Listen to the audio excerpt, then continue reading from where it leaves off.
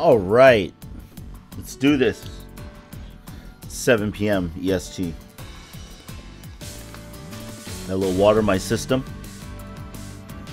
because it is Monday, November 12th, 7 p.m. EST, and that means it's time for the Monday Night Livestream with yours truly and the host of said livestream, the Fruit of animefanrk2k. And I was gonna say, and the Fruit of Grisaia is what's up today. So let's load right in, and it's about time to get this show on the road. Last time we started the Sekai Yumiko route, and that involved a lot of stalking Sekai so that she'd be okay. And then she got attacked, and she said she didn't want our help because she felt saddened by the fact that she's being attacked. You know how it is. So bad things happen, and she's sad. So we are here to basically go, yeah, well, we'll see where it goes. I actually don't know where we're going with this. Like, I kind of have a feeling on where it's gonna go, but other than that, we'll see. All right, I hope it's not lagging for anybody, like it is for me. And if it is, let me know. And just shut that down. Actually, I'll probably shut it down anyway. Less lag, good times. All right.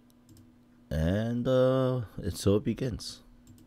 Approach your jobs from a detached perspective. Don't second guess your instructions. That's the fundamental attitude my employers have beaten into me ever since I got into this line of work. And in fact, never thought too hard about the jobs they give me. I just try to carry out my orders promptly, aiming for optimal efficiency and a near perfect success rate. My master showed me the ropes, and she was the best. The field commanders, especially JB, give me precise and accurate instructions. I have the skills. My employer tells me what to do with them. There's nothing to second guess. Never has been, never will be. But I think that's changing, right? Meanwhile, the time, early afternoon. The place, a dormitory lobby. Two residents confront each other across a coffee table. Normally, the word confront shouldn't apply to this sort of casual interaction between classmates. But when Sekai Yumiko is involved, it's a different story. Fair. To be more precise, the withering power of her glare can transform any encounter into a battle of wills. Sure. However, over the last few days, that fearsome scowl of hers seemed to have lost some of its edge.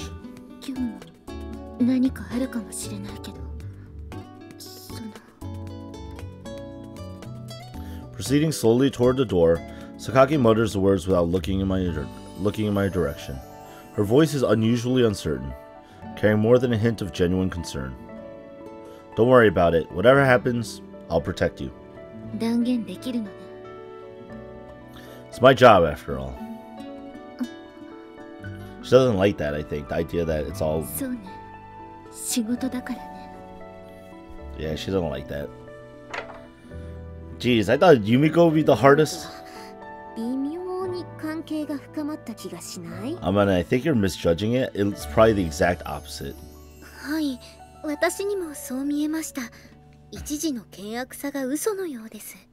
don't know. Sekai looks kind of resigned to it.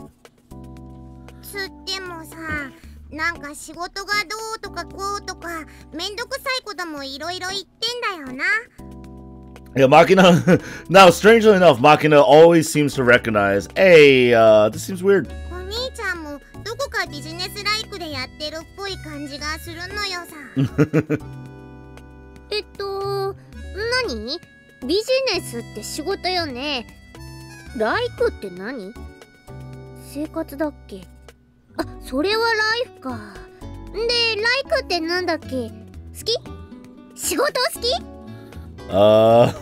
Michiru, it's like having the facts in front of your face and then going, I'm wrong. Michiru-sama, お菓子を差し上げましょう。マシュマロです。しばらくもぐもぐしててください。ありがとう。でもなんでStuffs it right in her face like, Marshmallow! まあ、確かにマキナの言う通り、倹約ではなくなったけど、微妙な距離感を感じるのも事実なのよね。 Yeah, so there's like an intimacy because I guess they're hanging out with one another, but you definitely get that awkward distance. It's true. 謎は深まるばかりなのよさ。 I guess this is probably more the route we discover more of Yuji's job, I would assume. Or, well, more of like, I guess, what Yuji's job is going to start entailing. そうですね。 We'll see, anyway. もぐもぐ。これおいしい。もぐもぐ。God damn it, Michiru. Makes me smile all the time. Together, we walk the usual road to the riverbank. Although I'm not sure if together is exactly the right word, for a number of reasons. First of all, there's our physical distance. Sakaki and I always walk a few meters apart. A few days ago, Sakaki had been purposefully creating that gap, even trying to widen it, but now, if anything, I'm the one consciously maintaining our distance. I'm acting as a close protection bodyguard. Normally speaking, the closer I can be to point-blank range, the better. But at the moment, there aren't any visible threats, and I don't expect any bullets to come flying Sakaki's way. The girl reacts strongly against overprotectiveness, so I'm trying to give her some space when I can. I mean, that's RuneScape. But do they have a girl that wields a box cutter poorly? Like Sakaki Yumiko does? If I take a step forward and stretch out my hand, I can reach her. That seems the right distance for now. Sakaki soon assumes her standard moderately rapid pace, no longer trying to escape me, but not looking back or making conversation either. Her long black hair flutters behind her. I follow at the same pace, careful not to fall behind. Since the first attack several days ago, Sakaki's outings have constantly been attracting similar groups of shady suited men. Sometimes they're lurking around in the distance, sometimes they try the forceful approach. Their objective seems to be a kidnapping, but obviously that hasn't happened yet. I've been continually scaring them off, physically repelling their abduction attempts when necessary. As such events became a new part of her daily routine, Sakaki's previously defined and indifferent behavior started to change as well. Only natural, I guess. No matter how much a girl insists she doesn't care about her life, the experience of real danger probably inspired some fear. Presumably, the softening in her attitude toward me is a byproduct of that change in her state of mind. That said, Sakaki doesn't seem to have completely sorted things out internally. She's stubbornly continuing her usual trips to the riverbank, as if refusing to admit that she's afraid for her own safety. And so, once again, I find myself walking along at a regular distance behind her, carefully scanning the area for suspicious vehicles and pedestrians. Nothing for the moment, as usual. So far, the incidents have taken place with very consistent timing. Not that I'm letting down my guard, of course, but if the pattern holds, they won't be showing up until early evening.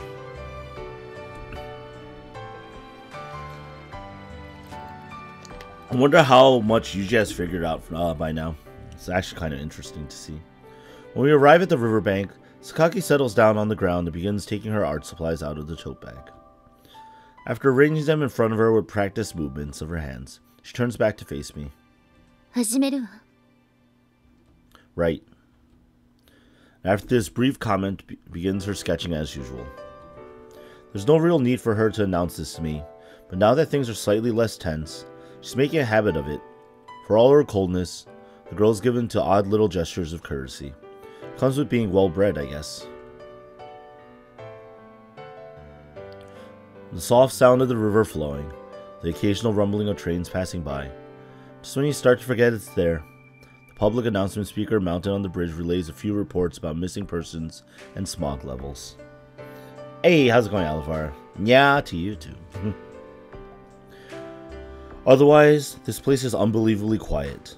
I can certainly understand how it would appeal to a loner like Sakaki. The girl in question is already absorbed in drawing the scenery before her eyes. She seems to have completely forgotten I'm even here. Her hand doesn't stop moving the colored pencil across her paper even for a moment. Pretty impressive. On the sketchbook page, a vivid sky punctuated by wispy clouds takes shape above an expanse of green. As I watch, I faint shadow stirs painfully somewhere deep inside my chest. Damn, not again. Fragmented memories, hidden in the cracks and crevices of my brain like pieces of rubbish, react to the slight roughness of the sketchbook paper. Uh-oh. She's drawing the sky with deft movements of a light blue colored pencil, filling the page with shades of cyan. But from in between those strokes of color, I see something black and ugly oozing out, overwhelming the sky, rotting it away. And when the page is covered in that sickening darkness, a blood-red image begins to take shape above it, a face, pushed out of my head with a desperate effort of will. I don't have to worry anymore. I don't have to think about anything anymore. That's all behind me now, isn't it?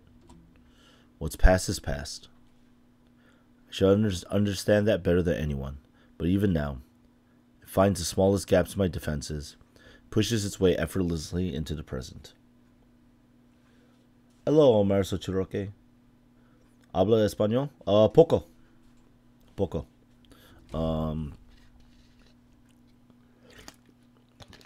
How do I say it in Spanish? I don't use Spanish much in my day-to-day.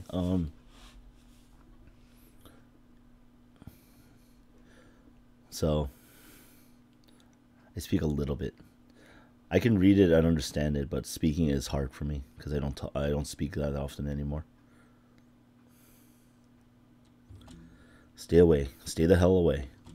The person I am today struggles with the thing attacking me. Forcing myself to focus on the reality before my eyes, I draw deep slow breaths, and in time the dark entity dissipates. A refreshing summer scene spreads out before my eyes once more, my body damp with sweat that has nothing to do with the heat. Won't let me forget about you that easily, huh? Is this in regards to, like, his father that he killed? Or he thinks he killed? I mutter the words to myself too quietly for Sakaki to hear. Can't erase the memories, but at least my voice is erased by the breeze. The wind that blew my words away carries the clouds above slowly toward the sea. The sky itself is beautiful enough to seem artificial. At its very edge, a tinge of red begins to grow.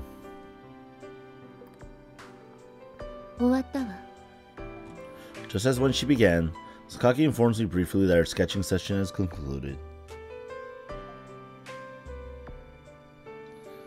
Screensaver CG? Yeah, it's true.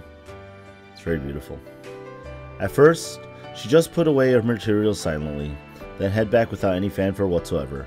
But recently, she's been considerately letting me know. I see. Unfortunately, it seems like they're just getting started here.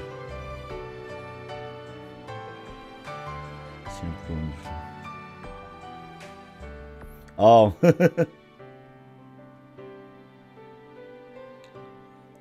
Bien solo quiero preguntar si. Oh, okay, yeah. It's no problem. I know.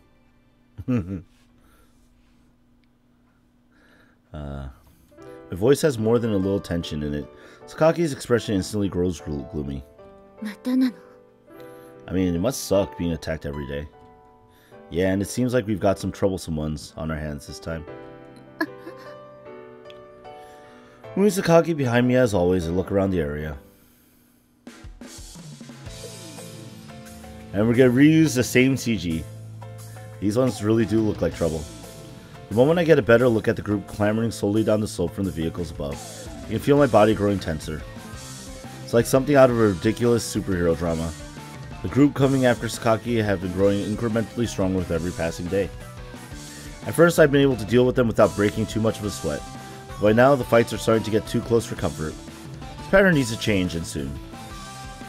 It would help if JB was answering her phone. What the hell's going on over there anyway? There are some strange common features about the behavior of these people. My suspicions about their unnatural actions during their first attack have only grown. I wanted to discuss that, as well as hash out some countermeasures, to reverse this rapidly deteriorating situation.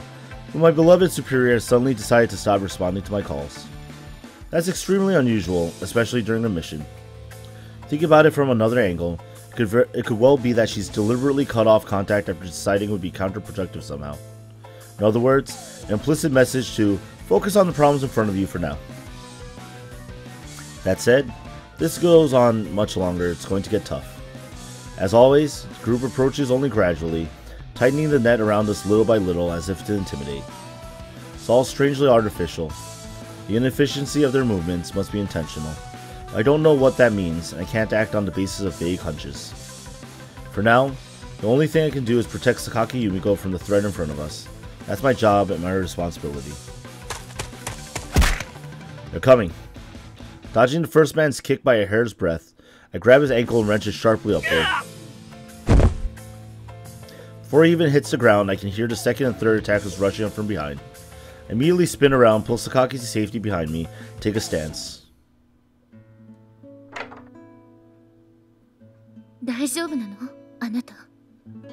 Oh, did Yuji actually get hit? How many times do I have to tell you I'm fine?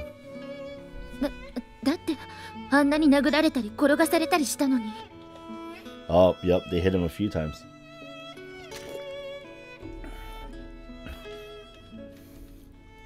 CQC's tough. Close quarters combat. I know a good deal of things. Well, I know a good deal of things you can do in close quarters, but not necessarily like a CQC specifically. That was deliberate, and in any case, a few bruises are part of the job description.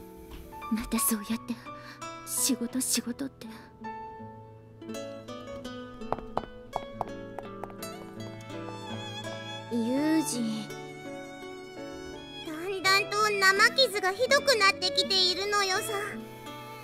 Getting beaten up every day, man.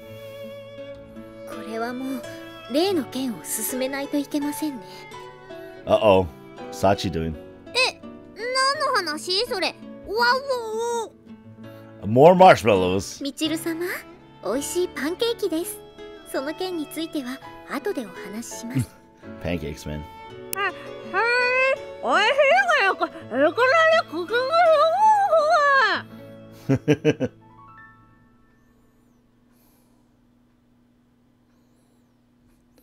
I mean, you know, the CQC using Metal Gear Solid's okay, but there are definitely people who aren't going to play by those rules. So it's a good place to start, though, I'd say. じゃあ作戦決行は明日の朝。後で手順を確認するから私の部屋に23時集合。お願いね。Oh, it's me at 11. 了解なのよさ。はい、了解です。I wonder, at this point, how much did Makina learn from Yuji? Probably a good deal. Yeah.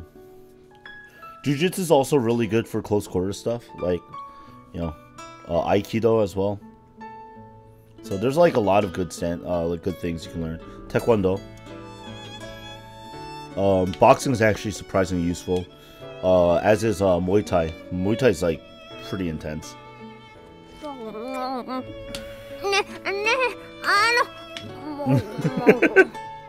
Oh man, Michiru. Tomorrow, 9. That's good. Yeah, CQC would probably definitely help for wrestling and stuff. That's true.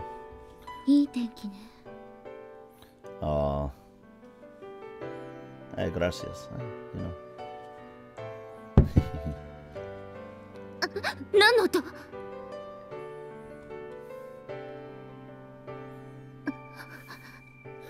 What are the girls planning?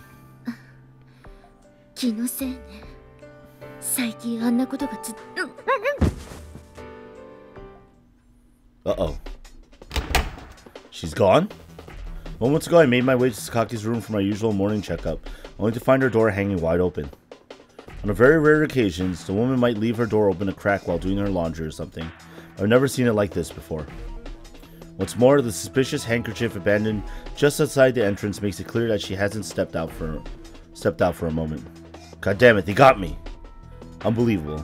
To think they were capable of sneaking into the campus and snatching her away without even being noticed. Were those clumsy attacks nothing but a feint? I lowered my level of vigilance somewhat inside the dorm, since there's almost always other people around.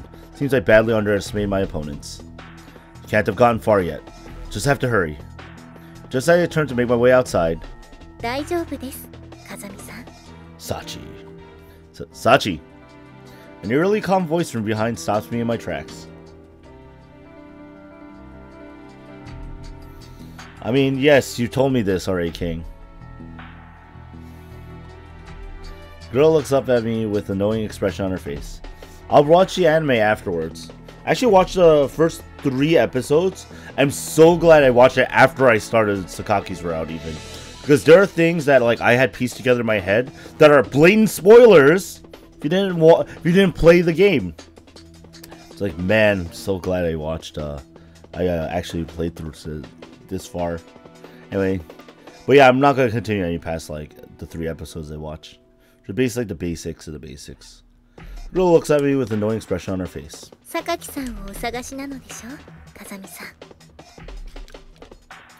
Sachi, why do you? 答えは簡単です。私が榊さんを略取したからに他なりません。What? What? I'd always suspected this woman had enough potential to enroll in the National Intelligence Agency, the right recommendation. But I hadn't even considered the possibility she was already affiliated with some organization. My carelessness came back to bite me on this one. Well, do you have some demand of me or my employer? She's like, no. We kidnapped her to keep her safe. You kidnapped Sakaki as a bargaining chip, didn't you? Do you expect me to fulfill terms of some sort in exchange for a return, or perhaps? いえ、違います、風見さん。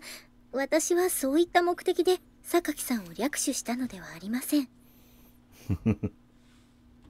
Say what? マキちゃんに依頼されたので、いえ、正確にはその後ろには天音さんがいるんですが。I kidnapped Sakaki to hijack her route. Now it's free game. Like, what? Now it's finally making sense. Most likely a certain authority within the dorm rashly pressed Sachi to carrying out some ridiculous scheme resulting in the unfortunate Sakaki being taken captive. Something along those lines. Can't even begin to speculate about their objective here, but it's probably safe to assume it's some variety of harmless idiocy. ともかく、主に私たちの私的な理由から行われたことですので、その目的が達成されれば、すぐに榊さんはお返しいたします。Are they dressing her up to go out? You can't tell me anything about these personal reasons or what have you. 誠に申し訳ありませんが、それは固く禁止されています。I bet someone has a mod out there in the world somewhere with that. I see. In that case, I won't try to force you. Like a mod where it's like, boom, I want to be in someone else's route right now, and it's like they do something ridiculous to do it. Considering Sachi's personality, it probably just caused us both a lot of grief if I pushed her for more. I'm already completely reassured that it's nothing more than the usual shenanigans, so the details aren't that crucial anyway. And above all else, sticking my head into a private discussion between women would almost certainly not be helpful for anyone involved. Alright then, I have no idea what you people are up to, but go ahead and do it. I'll be standing by in my room if you need me. ありがとうございます。この小峰幸、ご好意に感謝いたします。Sachi offers me a respectful bow and trots off down the hallway and vanishes silently around the corner. The girl doesn't hang around longer than she has to. She knows how to extract herself when the moment's right. I have to say, I really do think Sachi has some talent in that field. ただいま戻りました。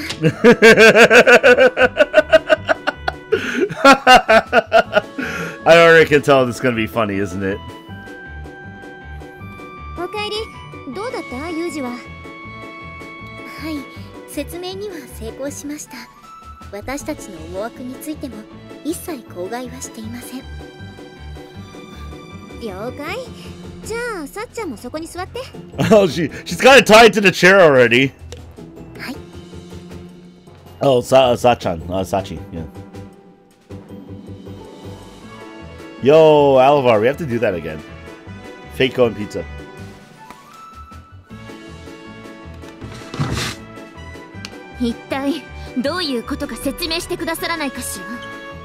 Judging from Amina's expression, something hilarious.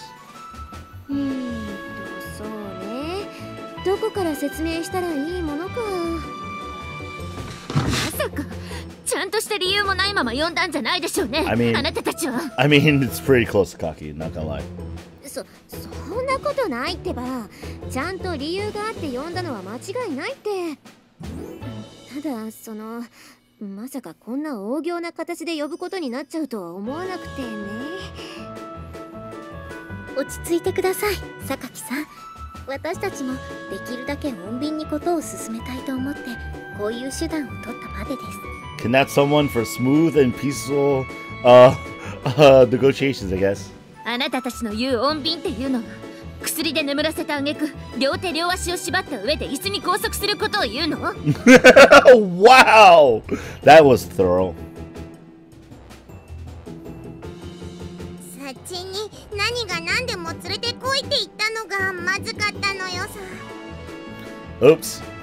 あんたね、そんなこと言ったらこうなるってことぐらいわかるでしょ普通。 Brought her with any means possible, she did.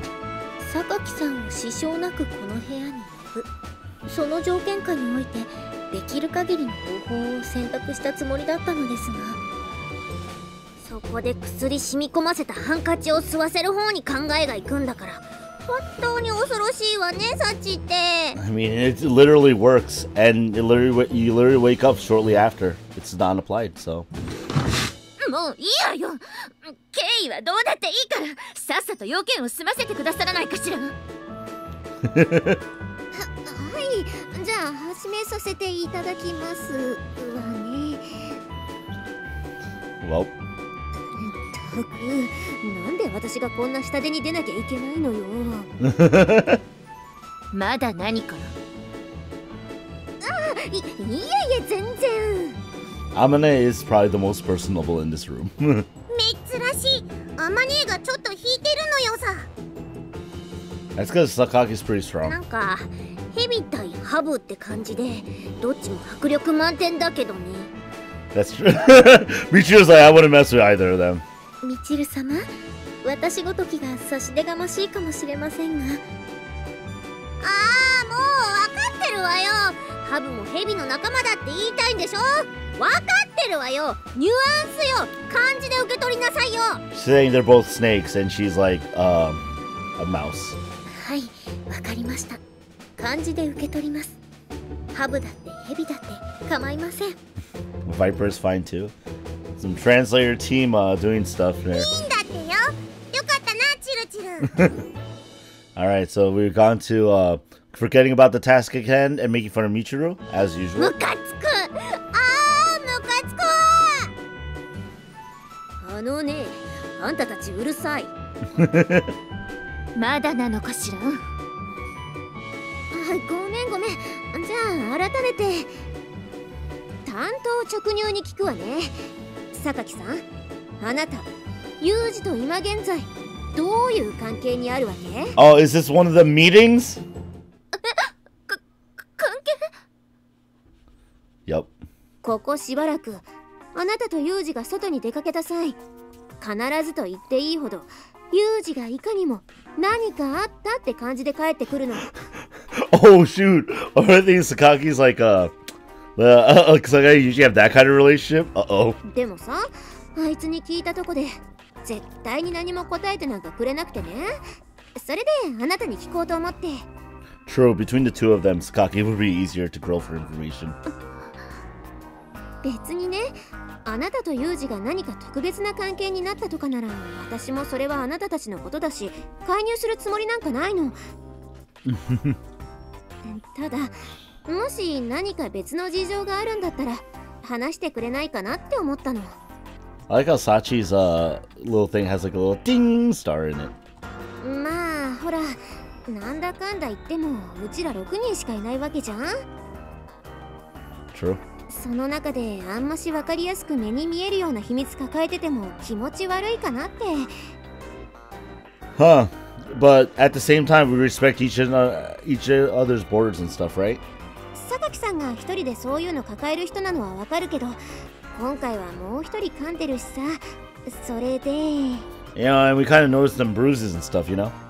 そう。あくまでも目的は風見くんなのね。今何か言った？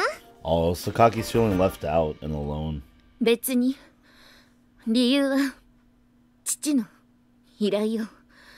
風見くんが私の周りについているのは護衛するため。他には何の理由もないわ。お父さんの？そうよ。スオさん、あなたはご存知よね、うちの父のことは。まあそりゃあね、うちのお父ちゃんとこのお得意さんだし、ここに入学する際にもいろいろあったし。ならば私の実家のこともお分かりよね。うん。でその流れで言うと、護衛が必要な件ってつまりは榊さんを。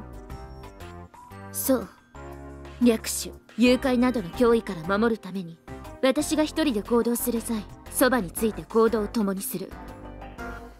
トラブルが起こった際には実力でこれを排除する。 The way that you should deal with it with what? マジであるのね、そんなとんでもない話が。まあユミちゃんの家は半端ねえ金持ちだもんな。ありえるのよさ。 Does that mean? そうなの？それってどのレベルなの？わかりやすくケルペソとかで説明してくれない？ Probably bigger than that. みちる様、何ですかその価値基準は？ケルペソあんじゃん、原液。白くてぬるたいの。あれと水の比率を測ればその家のリッチさがわかるって聞いたことないの？ I've never heard of that in my life. みちる様、幸はこの小峰幸は寂しゅうございます。 Michiru, not quite from a wealthy family. なんでよ。ちょっとなんで寂しいのか答えなさいよ。 At this very moment, at least, not from a wealthy family. Or rather, I think she had friends. She had a friend who might have done that, you know. ね、そういう実家小ネタは後にしなさいな。今榊さんに質問を。ケルペソ、うちは10対1だったな。水が10でケルペソ1。 Oh my god, that's too depressing, Michiru. I'm さ sorry. っちゃん、みちるの口に何か突っ込んどいて。わかりました。みちる様、飴を差し上げましょう。 Hey, candy. Oh, the pretty big lollipop. 榊さんの事情は今の説明で分かったけど、で、それにどうしてユウジが関係してくるの？風見くんの仕事は国が関係してるそうよ。それが理由のようだけど、私にも細かい事情までは分からない。Yep, we're gonna reveal that now. 国って公務員とかそういう仕事なのかな？そこまでは分からないわ。聞いてもはぐらかされるし。Try to kidnap Yuji, but that will never happen, so, oh well.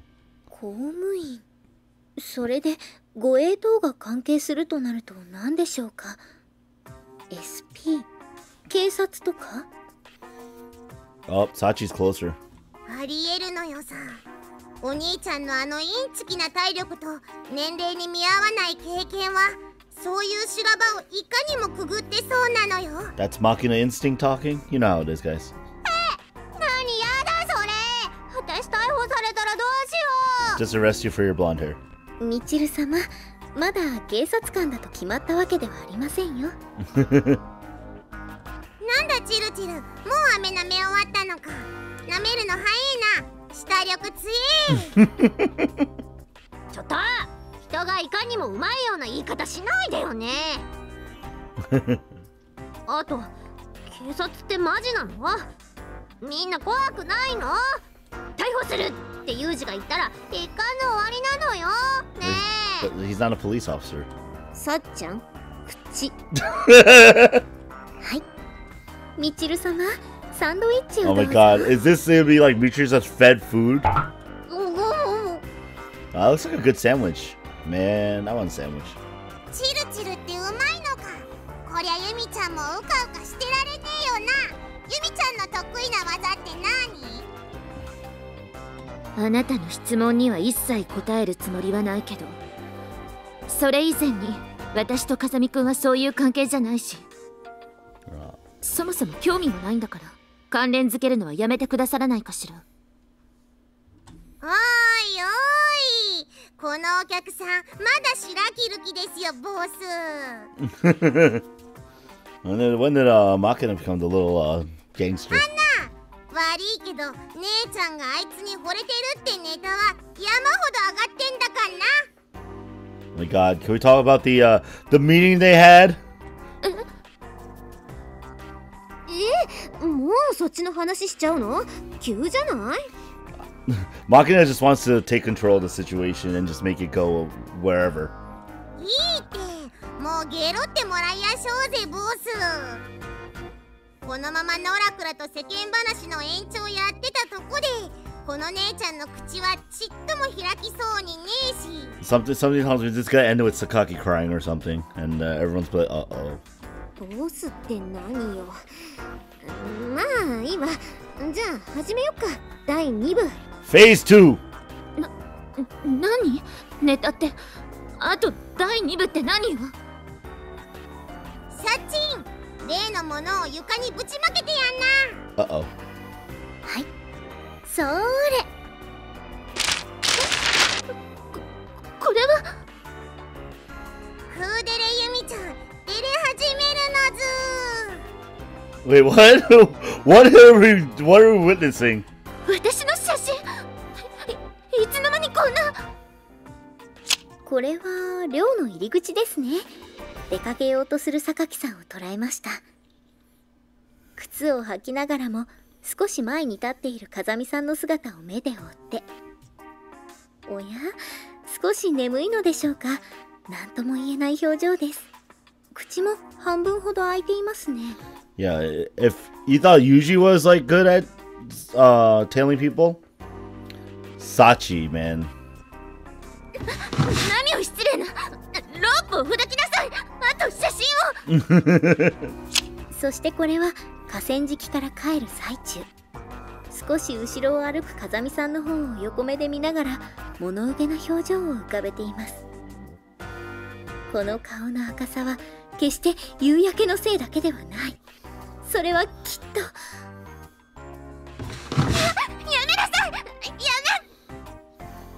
これはつい先日撮影されたものですが、体に触れようとしているのに触れられないもどかしげな様子が中途半端に伸ばされた手の様子に見て取れます。 No, man! This is incriminating!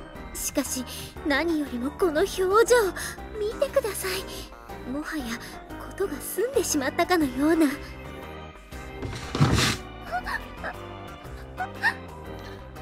Sakaki, dead. お分かりの通り、これはもう恋する乙女の顔ですね。実際この写真以外にも撮影者によっていろいろと証拠は握られているわ。 Investigator. 指揮者に見せればもう関係結んでてもおかしくないでしょうってコメントくるでこりゃ。 Damn it, Machina.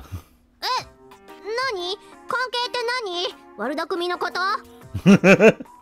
みちる様、いつまでもそのようなみちる様でいてくださいね。Uh-oh. だからなんなのよそれって。私マジでわかんないんだけど。 Pure. Plugged. はい、みちる様、ジュースです。A full bottle of it? Hello. Sita Delsic? How's it going? まあともかくこれだけすでにネタは上がってんの。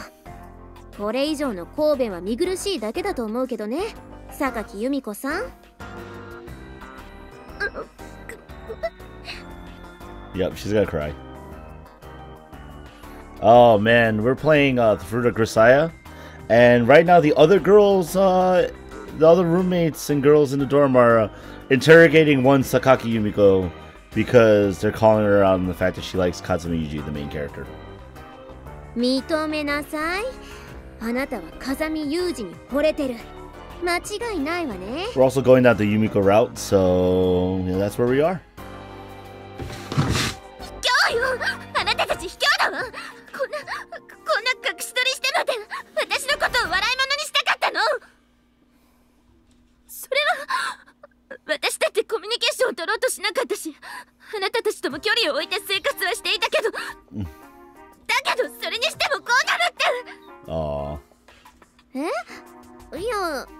洗い物にする気とかないんだけど。And now Yumiko's vulnerable. いや、だから最初にも言ったじゃない。もし榊さんとユージがそういう関係とかだったら、私たちが変に邪魔しちゃうと悪いからさ。They're probably here to help Yumiko, right? むしろちゃんと確認した上で陰ながら応援でもできればって思ってたのよ。申し訳ありません。どうしても外側から見る限りでは確証が持てなかったので、少々荒っぽい方法ではありましたが、ご本人に確認を取らせていただきました。Also, you know, they're all friends, and literally they kidnapped said friend to interrogate her about whether or not she likes the guy. これでユミコがユージに対してどう思ってるのかが分かったし、それならそうとして動きやすくはなるよね。まあこれ見せてどういう反応すっかみんな楽しみにはしてたけどな。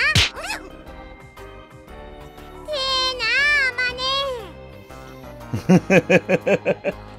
ういうわけなの、榊さん。そうなの。分かった。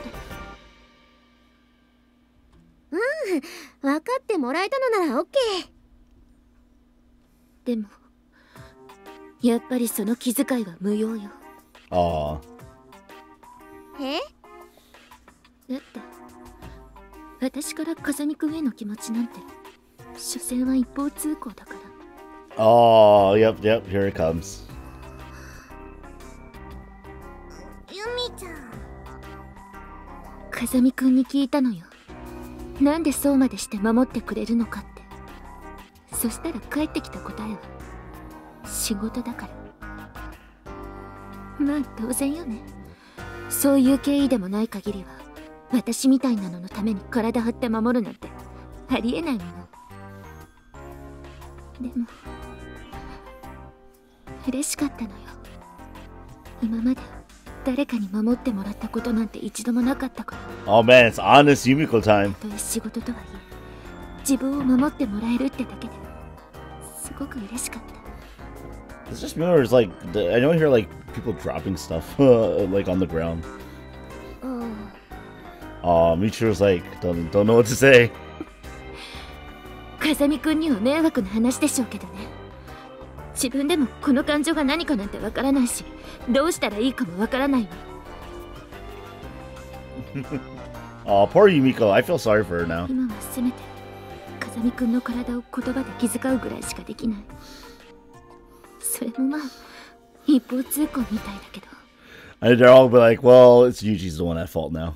榊さんはさ、誰か好きになったこととかないの？あるならこんなカッターを振り回す不愛想な女になってはいないわ。 Well, at least she recognized it. ごめん、辛いこと聞いちゃったわね、私たち。別にいいわよ。元から滑稽な話だもん。まあでもそうとなればあの鈍感には少しぐらいは榊さんの魅力について教えてあげないといけないわよね。よーし。 Am I right or am I right? What? だな、ユミちゃん基本的にガタイは抜群だし、ケツでも振れば一発なのよさ。 Machina, you're too simple-minded. だからはい、全くその通りだと思う。They're like, we're gonna make Yuji love you. 風見さんは自らの前に置かれた最上の末膳に早く気づくべきですし、膳もまた食べてもらいたいと望んでいるわけですから。 Please don't word it like that, Sachi. ご飯の準備なんていつ終わったの？ねえサチ。ちょっとだからあなたたち何かとんでもないことを風見くんに言うつもりじゃ。 They left her tied up! They left her tied up! 言っちゃった。 They left her there! They left her there! で、私は一体いつこれをほどいてもらえるの？ Poor Yumiko.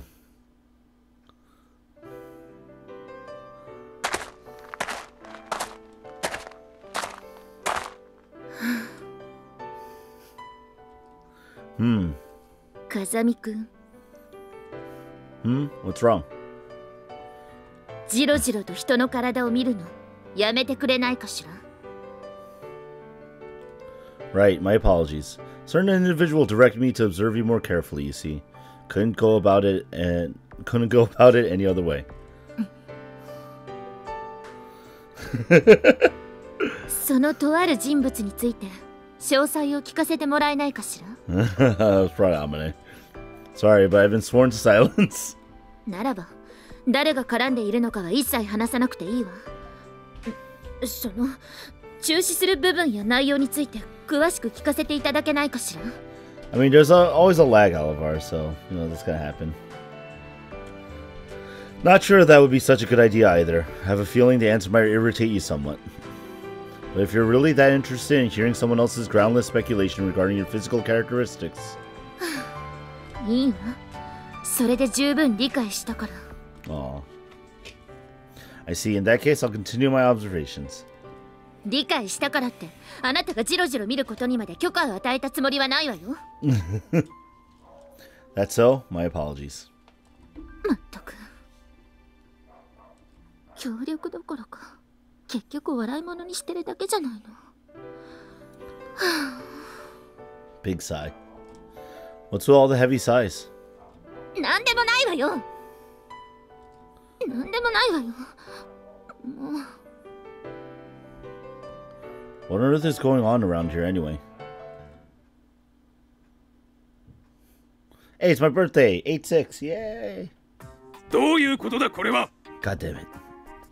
おっしゃった通りのことを実行しているまでですが。とてもそうは思えないのだがね。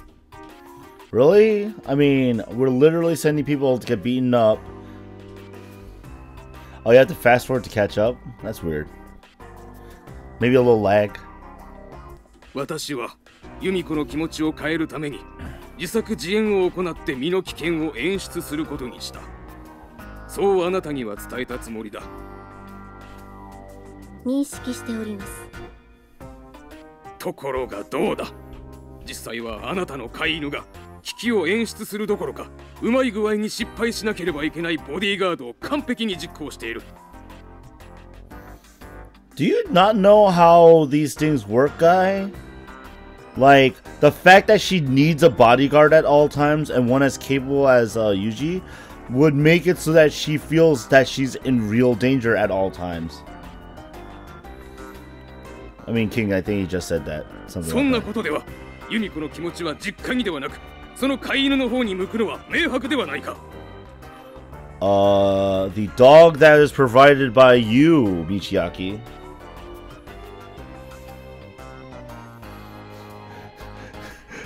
It's like, oh, brownie time, rewind. 作戦は徹底しております。ですが、私どもは探偵や役者ではありませんので、そんな細かいところまで空気を読んで行動すること等は不可能です。スパイ活動も平然と行うような赤坂絡みの犬がそんなことを言ったところで信憑性のかけらもない。 Hey, you're implying too much there, kiddo. ともかくもはや君たちを信頼することはできん。Yeah, that too. Like, I don't think Michiaki understands who Kazami Yuji is. I don't think he understands who 9029 is. That's why. その風見雄二とかいう犬をすぐに作戦の前線から排除し、今後は一切関わらないように通達したまえ。 King, we are probably not going to kill anybody. Look what happened in the Machina route when we killed somebody. Hopefully, nothing like that ever again. 承知いたしました。 What was that? 言った通りよ。聞こえたでしょ? The return call from JB I've been waiting for has finally arrived. But instead of the information I wanted, she brought me a whole new world of trouble. 聞こえなかったのならもう一度言うわ。風見雄二、機関の榊由美子護衛の任を解き、今後は一切本作戦に関わらぬよう通達する。 Even if a person deserves it, King, doesn't mean that you should just nonchalantly decide, oh, we should kill them. That's a little extreme. In fact, that's very extreme. Like, that doesn't serve anything. In fact, at best, it'll probably sadden the people involved greatly. Come on. Guys, you can't just go around killing people. Literally, in one of the bad endings, we did that, and everything ended really terribly.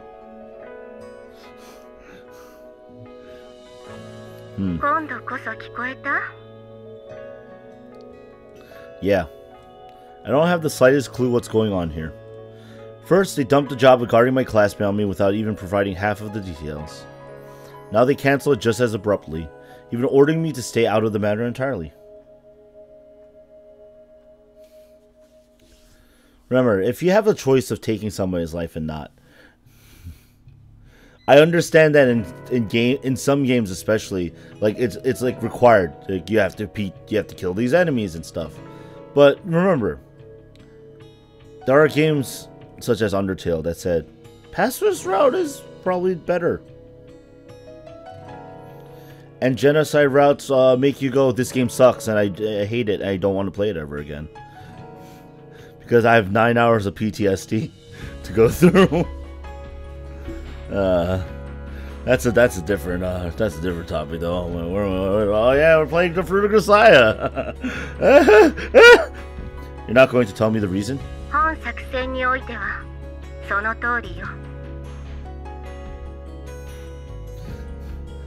Thank you. If you think I'm inspirational, thank you, Alivar. JB. 今回ばかりはどう甘えても教えられないの。いろいろな事情が重なっててね。ユージにもわかるでしょ？なんだか気な臭い話だってことぐらいは。Do those circumstances have something to do with the bizarre behavior of the people attacking Sakaki for the last week? 答えられないんだってば。No matter how you look at it, their attack plan is just absurd. They're unbelievably sloppy, and they don't learn from their mistakes, almost as if they're handicapping themselves. It's completely unnatural in every respect. あのね、ユージ。 Also, you just told me not to involve myself with this operation going forward. Seems a little overblown to refer to me guarding Sakaki as an op, wouldn't you say? That was a slip of the tongue on JB's part, which is very rare from her. Come on, JB. 私からは何も言えないわ。ただ、本作戦に関わるなというのは正当な命令よ。 I see. So there really is something worthy of being called an operation going on here. 切るわよ。 Thanks, JB. I love you. こんなタイミングで言われても嬉しくないわよ。She knows that she's taken advantage of at that point. With this grumpy farewell, she abruptly hangs up on me. After gazing at the cell phone as it emits a droning dial tone for a moment, I snap the device shut and slide it back into my breast pocket. There's no doubt that someone's arranging these threatening movements in Sakaki's vicinity. I'm fairly confident that it's not a simple matter of some group of criminals looking to carry her off for some financial objective. There's clearly something much more complicated. But at the current stage, all I've got to work on are the scraps of information JB gave me. Worse, I was just pulled off the job itself. Orders from the main office are absolute. No longer Sakaki's bodyguard. That's a fact and there isn't a thing I can do about it. However, the girl is clearly in some form of danger. I'm not willing to overlook that, no matter what my employer expects of me. Sakaki's not a stranger to me anymore. Not to say I've developed feelings of the sort that would entertain our voyeuristic dorm mates. He's a classmate and someone I've spent a lot of time with lately, that's all. But at the very least, I don't intend to just abandon the girl when she needs my help. Anyway, an operation, huh? JB's clearly under a professional obligation not to divulge the details. By making that so clear, however, she gave me crucial grounds for speculation. Most likely, the decision to remove me was made over JB's opposition, but she couldn't provide any information about that either. In other words, people she can't discuss with me are involved in the planning. The strange behavior of the assailants, my sudden dismissal, and this mysterious operation. Every major clue I have suggested is going to become a huge pain in the ass. For the time being, I guess I'll report it to Sakaki. This guy! I hope he reports all of it. When I give Sakaki the rough outline of the situation, her face fills with a surprisingly clear expression of dismay. It was just decided today. They gave me official notice by phone, so I'm already off the job. Aww. Sorry about following you around all this time. It was my job, so I didn't have any choice. Think you could forgive me?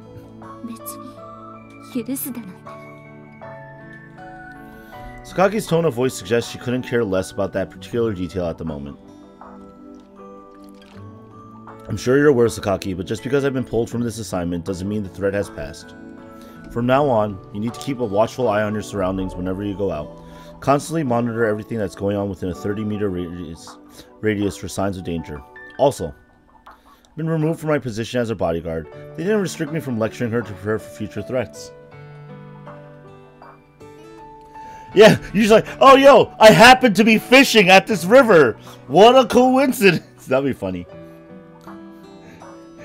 Usually, I happen to be carrying around body armor and stuff. What? That'd be funny. Not that they would have approved if I asked for permission, of course. That's part of the reason I didn't press JB too hard for specific details. So that's the basic outline, but Sakaki? Sakaki? That's no good. You really need to listen to me this time, alright? For all, next time something happens, you're going to be the one protecting yourself. Patiently repeat my self-defense lecture from the top. Not sure if the girl's actually listening this time, but she certainly got a serious expression on her face. Seems to be thinking something over very intently. That's all I have to say. I finished my explanation. Deciding to wrap this up for the moment, I look straight into Sakaki's eyes and continue. From now on, we'll be back to just classmates. Sakaki doesn't offer a clear reaction, far from typical. Deciding not to stretch this out, I turn my back on her and begin to walk toward my room. At a bare minimum, I've told her what to watch out for. She'll probably be on guard for a while, and I'm planning to keep an eye on her from a greater distance than before, providing coincidental help when necessary, hinted Nunchuck. In some respects, this should actually make it easier for me to take action compared to when I was specifically acting as a close protection bodyguard. I don't know if JB read this far ahead when she dropped those hints over the phone, but for the moment I think I've reached a respectable compromise solution that doesn't violate the letters of my orders. My satisfaction proves short-lived.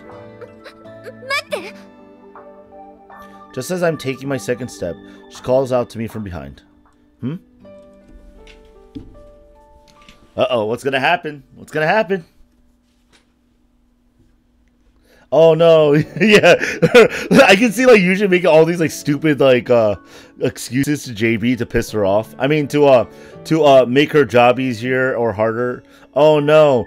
A punch will happen to be thrown my way, and so I have to self-defend myself. When I turn back, Sakaki's still facing me. She stands with her legs spread wide, her head hanging slightly, not far enough to hide the intense anguish expression on her face. Both of her hands are clenched tightly into trembling fists. 10 odd seconds of silence pass before she finally opens her mouth to continue. Kazami-kun, あなた、私を守ってくれてたのは仕事だから。そう言ってたわよね。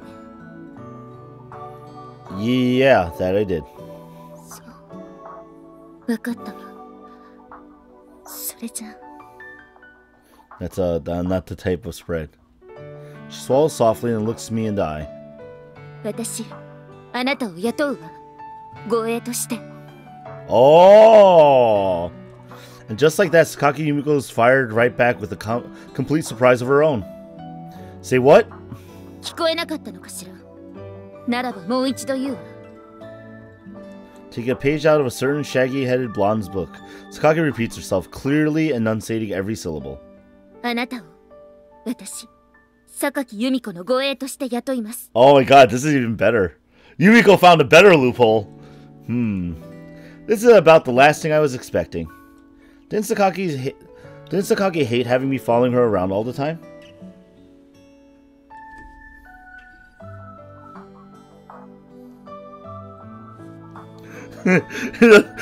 Oh, I accidentally dropped my gun and it shot. It disabled three people trying to attack Sakaki Yumiko somehow. Don't know how that happened. You know, like really dumb excuses. No, that rock was in the way when I kicked it, and it happened to hit that person in the face. Just saying. To be sure, she softened up noticeably over the last week or so. When I was lightly wounded in the course of duty as her bodyguard, she even showed some honest concern on my behalf. That said, the girl always had fundamental problems with the nature of my protection. I'd approached this on the assumption she disapproved of being guarded in the first place. Are you serious?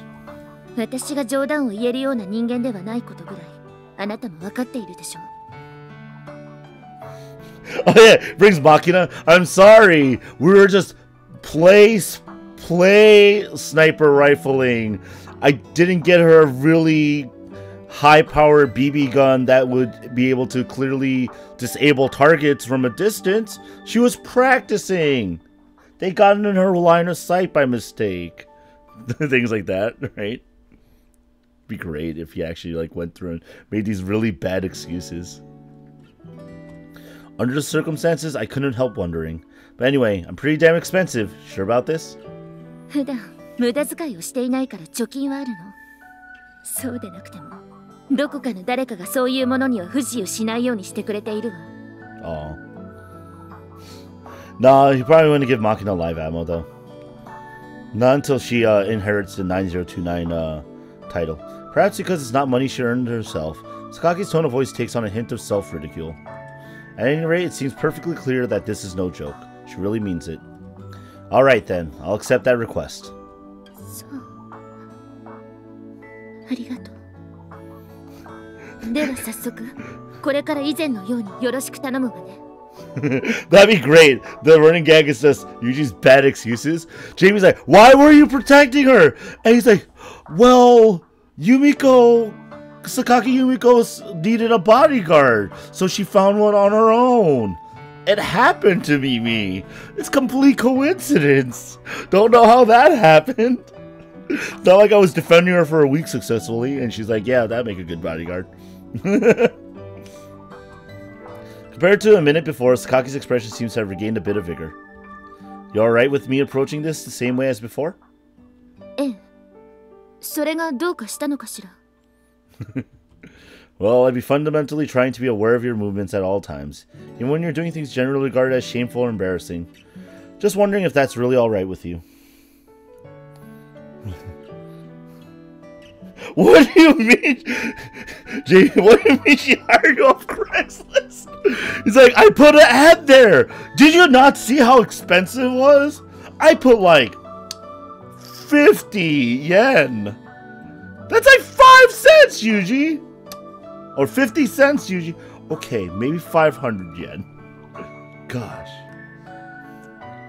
She's the one that saw it first. What can I do?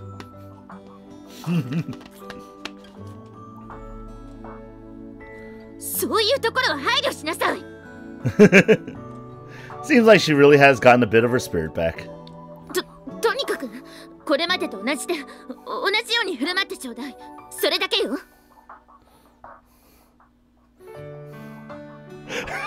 She put an ad up. I took it. I didn't know it was her. Oh man, yo, yeah, yo. If it's Yuji's terrible excuses to JB for the entire route is gonna be our jokes and memes, yo, I'll gladly. We'll run with this for the entirety of this route. Yeah, right. All right, King. That dress JB wanted. She'll be lucky if she'd be lucky if she got a proper excuse from Yuji. Immediately after throwing these words in my direction, Sakaki turns away and begins stomping loudly up the stairs.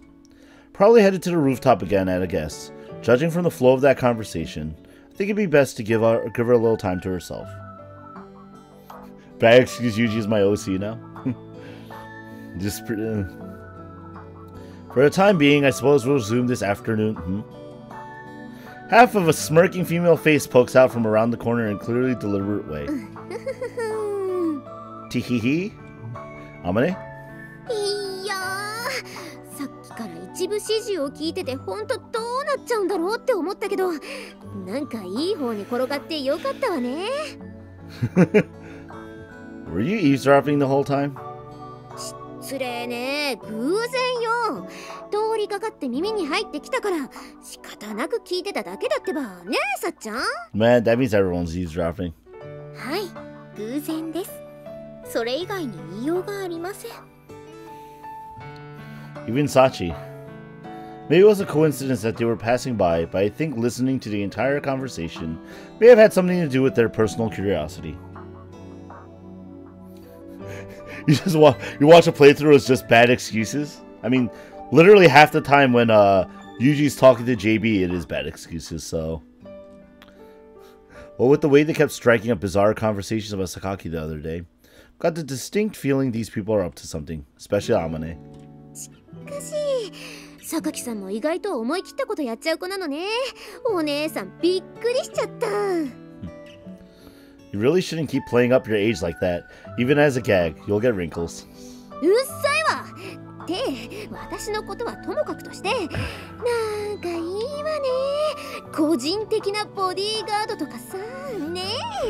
Fruit of Grisaia 5, Yuji's excuse book. No, the real side story is just the list of it's just JB reading the list of excuses Yuji's given her that like made no sense, but she still accepted it as an excuse, just to kind of like look the other way. Well, she told me he was sick before the live stream started, so poor him. May he get better. エロい空気がプンプン漂ってるのよさ。 Where did Makina come from? エロいユージエロい。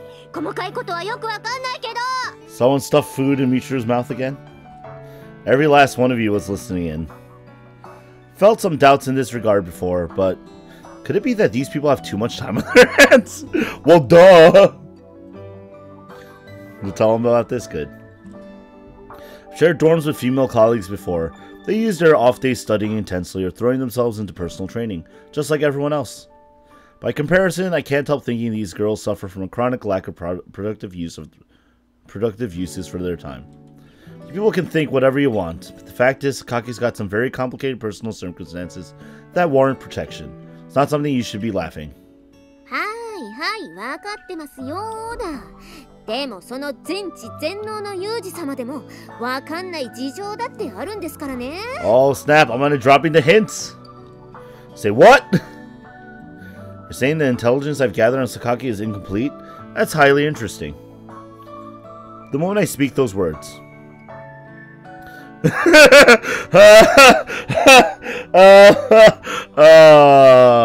Yuji, this is what you call the airhead protagonist right there.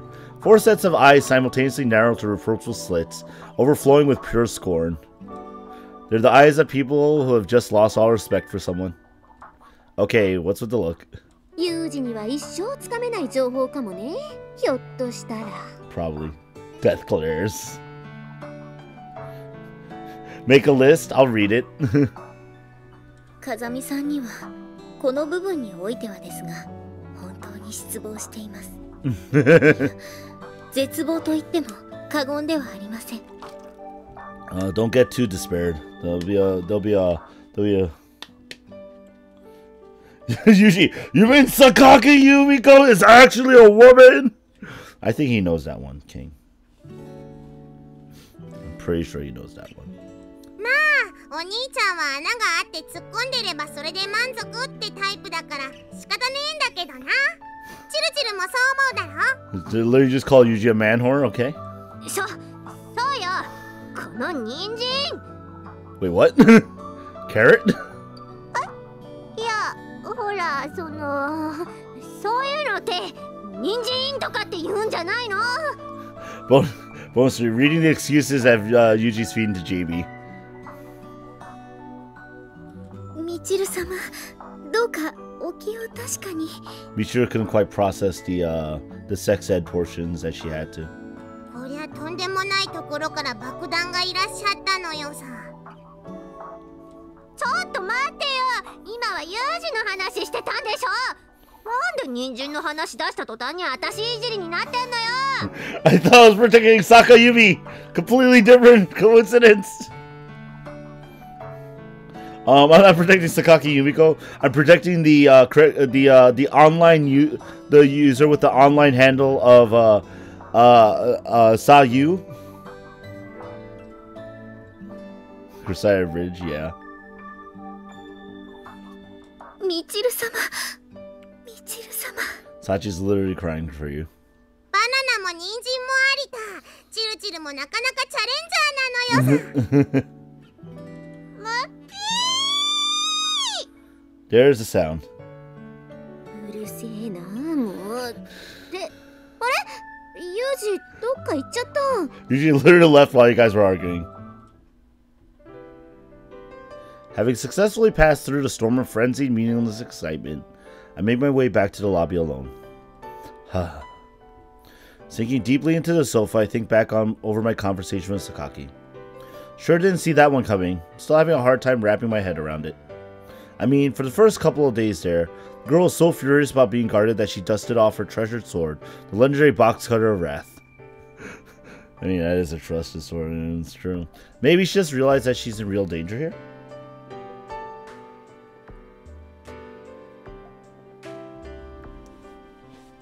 Oh my god.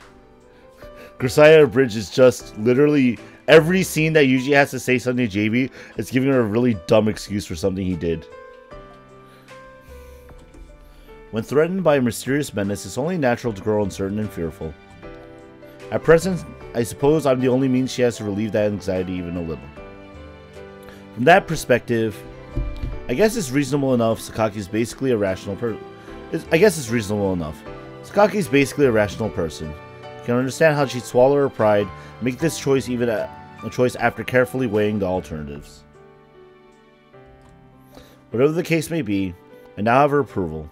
That should make it easier to continue protecting her. As I planned from the start, no need to look a gift horse in the mouth. Since she's hired me, I'll have to earn my salary. Pushing myself up off the sofa, glanced down at my watch. There's still plenty of time before Sakaki will be heading out to draw her pictures. Ugh. Guess I'll go run for a while. Threats are getting steadily stronger. I'm not getting back up. That just means I'll have to intensify my training to match. For a light warm-up, I slapped my hands together in the entrance and pushed my way out the front door at a jog. Today, as usual, our mysterious friends make their appearance. However, something's clearly different this time. From the moment they spot me, the men seem oddly flustered. Many of them appear to have gotten cold feet. One or two take out cell phones and try to contact someone.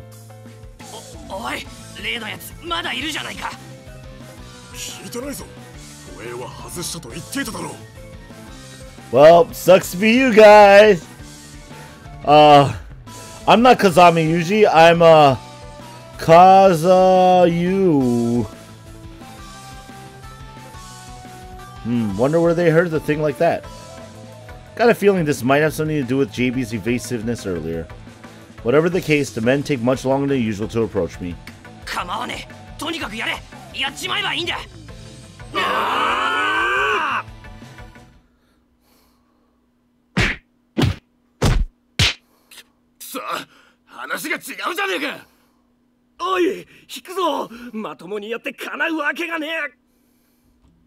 When they finally managed to spur themselves to action, the strategy was as confused as always. Even more so, really.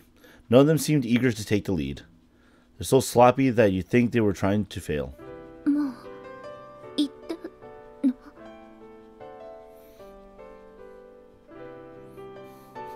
I'm not Kazumi Yuji. I'm Batman.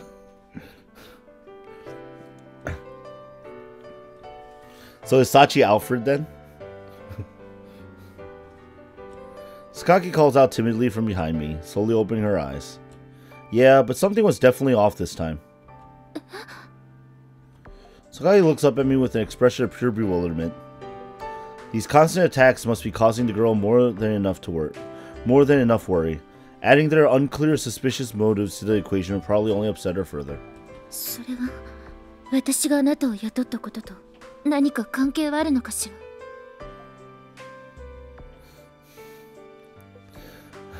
Oh, it's not Kazami Yuji. I'm Mizaka Jiyu. Yeah. Hard to say. Sounded like that might be the case, but there's no way to know if they were trying to mislead us. After brushing off a little dust, I indicate let's go, a slight movement on my head. As we slowly climb up the slope leading away from the riverbank, I think long and hard about our enemies. I just can't figure out their objective. It's obviously connected to Sakaki. Their attacks are far too sloppy for this to be a real kidnapping job. And that phrase they use again today, this isn't what we signed up for. They clearly knew I was taken off the job, which suggests a connection to Ichigaya, my original client in this matter. You thought it was Yuji, but it was me, Dio! That also works.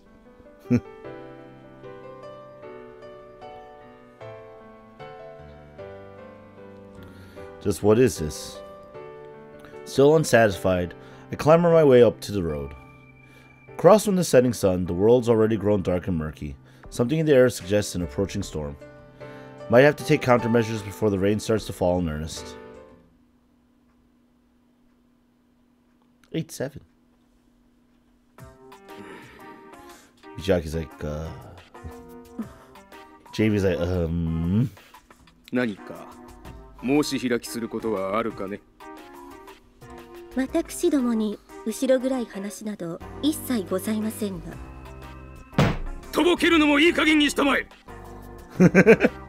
あなた方に排除するよう申し付けた例の風見何がしとかいうチンピラ、相変わらず由美子の周りでうろちょろしているそうではないか。Like we told him. しかも私の立てた計画においてもことごとく邪魔ばかりしている。Wow, are you saying that literally Yuji being hired by Sakaki is like the best thing that happened for Sakaki ever? これでもなお何もしていないというなどずうずうしいにも程があるだろう。私は正式に風見雄二に対して護衛の任を解くよう伝えました。当組織の規律及び当人の性格から命令違反は考えられません。ではこの状況を一体どう説明するというのだ。推測ではありますが、風見雄二が由美子さんの護衛を解く際、本人にその旨を伝達したのではないかと思われます。その上で不安に思った由美子さんから個人的なものとして風見雄二に護衛をする旨の依頼があったのではないだろうか。Wait, guys. Follow up for Kazumi Yuji making bad excuses, JB making bad excuses. To lead a fulfilling school life, we never restricted Kazumi Yuji from taking part-time jobs, as long as they did not interfere with ours. 仮にそのようなことがあったとしても断るのが当然だろう。Common sense, man. You just don't even know that Yumiko likes him. それは社長のおっしゃる当然です。私はその当然を先日お伺いした際に尋ねられなかったので、そのようにしなかっただけです。そのようなお子様の論理が通るとでも思っているのか。Well, here's the thing, guy. I think Yuji's winning this one so far. 子供でも大人でも約束や命令は絶対だと私どもは考えます。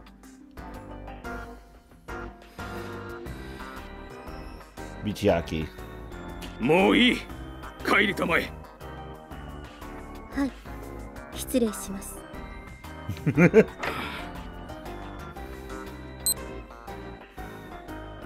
娘の件だが、市ヶ谷の連中が妙な動きをするようになった。What?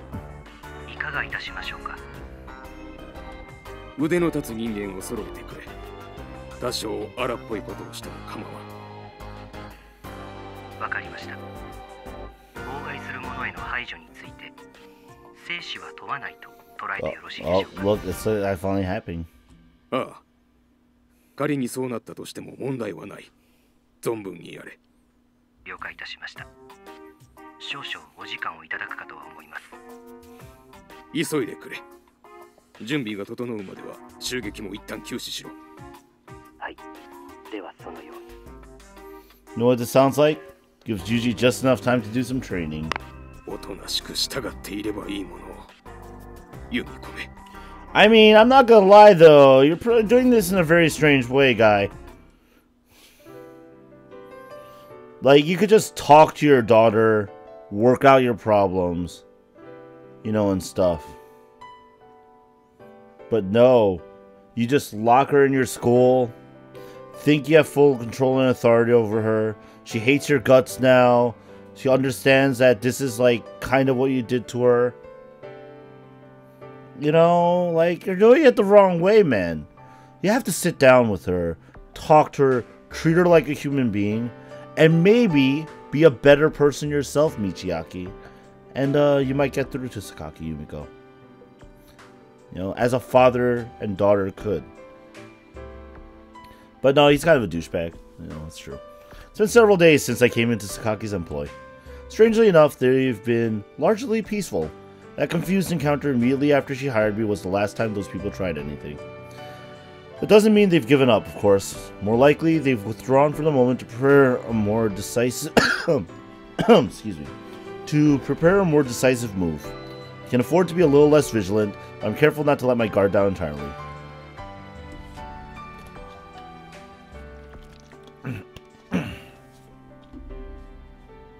Come to think of it, why are you always wearing the school uniform? We're on vacation, so normally you'd wear casual clothes even once in a while. I was just wondering if there was some reason you don't. Thank you, Alvar, thank you. それは緑に私服姿で辺りをうろうろするものではないわ。そういうのは素行の良くない子がすることでしょ。 Sakaki Yumiko, a student. Then I guess everyone else in our school is a juvenile delinquent in the making, eh? 他の子たちは知らないわ。私は前の学園でそう教えられたからそうしているだけ。人にそれを押し付けるようなつもりもないわ。I mean, that's fair. I see. Sakaki's grown calm enough to humor me with pointless small talk of this sort. Seems much less tense after several days without violent interruption. Probably because there's no need for constant wariness. The movement of her pencil appears to have grown smoother as well. All of a sudden, her hand stops moving. The brief exhalation of breath, she glances over at me out of the corner of her eye. What's wrong? You notice something? Turning her face away at my words, Sakaki curls her body forward over her sketchbook. Her voice is almost small enough to be lost in the wind, but I hear it clearly enough. What was that? あなたがこうして護衛してくれるから、安心して絵に集中することができるわ。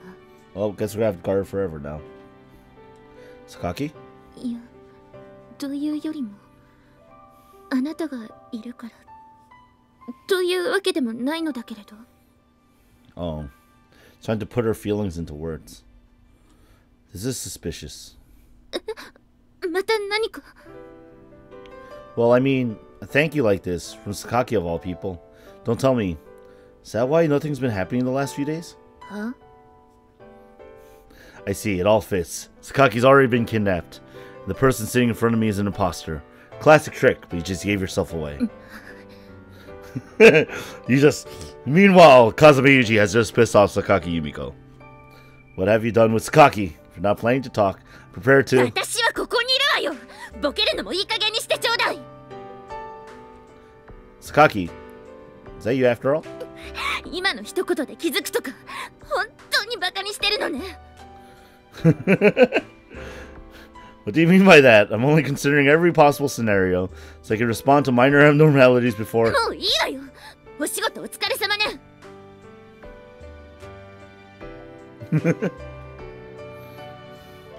What are you so angry about? Seems to be in an unusually good mood just a minute ago. Now she's in full sulk mode. For all the severe lectures I've received from JB and the others regarding your treatment of women, seems I still have a great deal of room for improvement when it comes to interactions with females in my own age group. I wasn't protecting Sakaki. It was just Amana dressed up as Sakaki. That's the next excuse, yeah. Sighing ruefully, I closed my eyes for a moment. Honestly, if only the sky would give me a little more advance warning, I wouldn't get struck by lightning at such random moments. A plop of water against my forehead brings me back to reality. Raise my head and look up at the sky. Seriously? At some point it's filled up with angry gray rain clouds. I noticed it was looking a little overcast, but I hadn't expected such a sudden and dramatic turn for the worse. For a moment I considered attributing the abrupt storm to Sakaki's out-of-character remarks disturbing the balance of the universe. I have the feeling she wouldn't appreciate the gag. Sakaki immediately begins to push her art supplies back into her tote bag. But the rain, indifferent to our concerns, rapidly intensifies.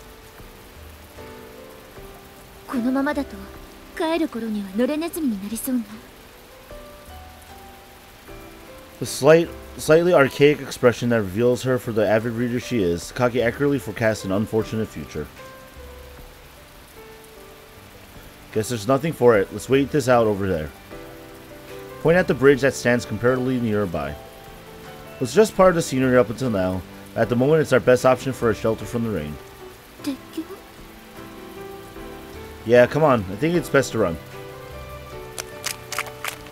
Leading Sakaki along the river, I hurry to the bridge as the rain grows steadily stronger.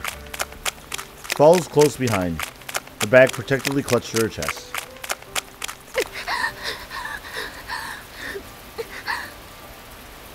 Having sprinted all out for 200 meters or so, Sakaki's completely out of breath by the time we reach our shelter. You alright? Get your breathing back to normal, then take a seat and rest for a while.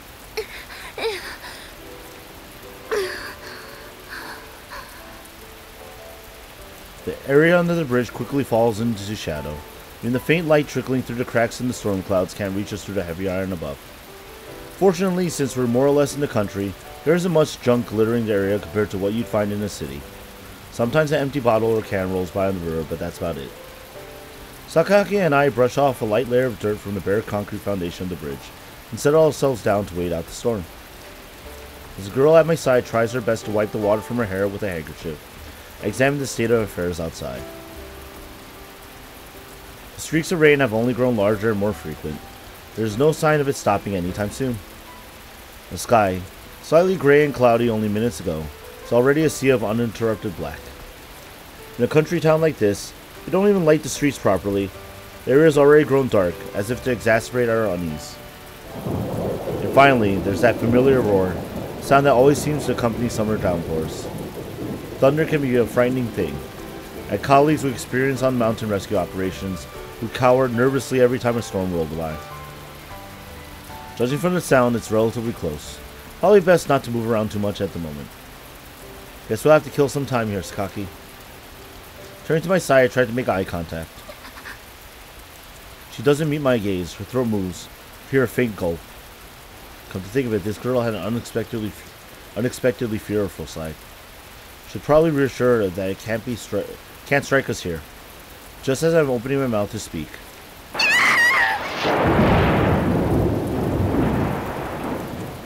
Thunder! Thunder! Thundercats! Wait, what? Sakaki Yumiko doesn't let other people touch her. It's completely unthinkable that she touched them herself. When rain falls on her head, she brushed it off. When wind blows in her face, she forced her way stubbornly through it. That's the person I thought she was. That's why this doesn't quite feel real to me. Especially after those strangely sweet words of thanks from before. Feels like I stepped into some oddly realistic dream. I see. Seems you really are quite the scaredy cat, Sakaki. I understood quickly enough. It'd be easiest to pretend that was the reason. The fact of the matter is, it's hard to blame this on her naturally fearful side. Something else seems to have taken hold of the young woman trembling in my arms. Something powerful and difficult to understand. Yeah, that's not the face you make. That's not the face you make when you're afraid of a little lightning and thunder. Sakaki. Still fairly warm out, but her clothes are wet with rain. Only natural that her body temperature would fall. Try to convince myself that's the only reason Sakaki's trembling, but it doesn't quite work.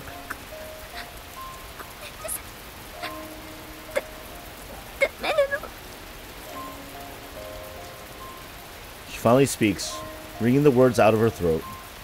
Her voice is frail and utterly weak in a way I never would have thought possible from the Sakaki I know. With that, the last of my strained explanations crumble. There's something new entirely, inside of her I've never seen before.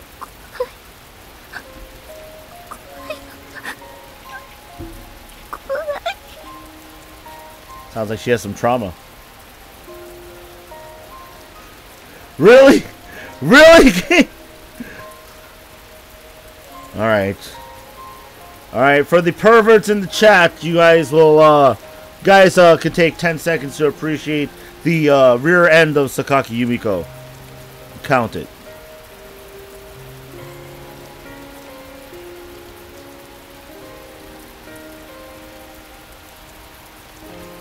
This has been your 10 seconds of fan service that I didn't think you would need at this entire moment! Damn! Anyway, Sakaki's cowering in terror.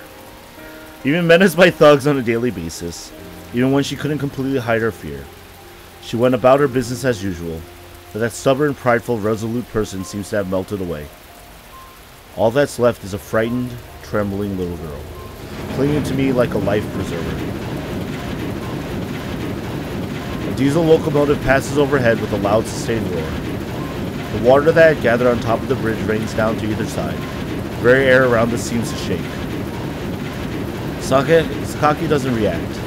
She lies on top of my body, completely motionless except for her trembling, and waits for the thunder to pass. I am no pervert. I'm an enthusiast. Bye, Alavar. Fair.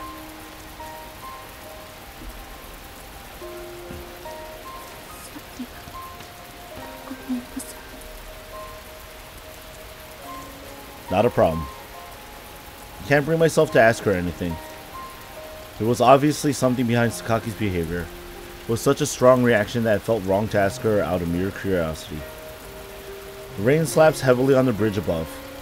The wind whistles loudly by outside, sometimes driving water into us from the side. But now that the thunder has passed, Sakaki seems to be gradually regaining her calm.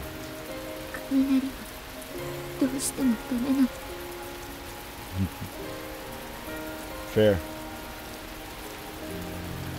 Cuddling close, Sakaki stares up into my eyes.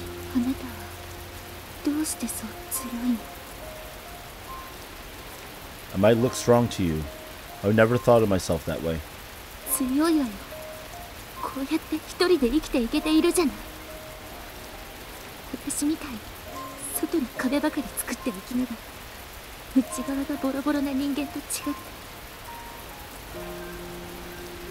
On my own, huh?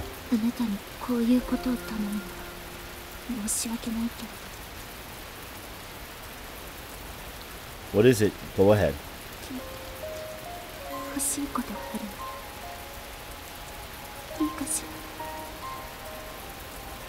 I told you before, didn't I? If you want to talk, I'm willing to listen. Sakaki nods. In that same small, soft tone, she begins to tell me about herself. Oh, the flashback. The flashback's happening. The rain shows no sign of letting up.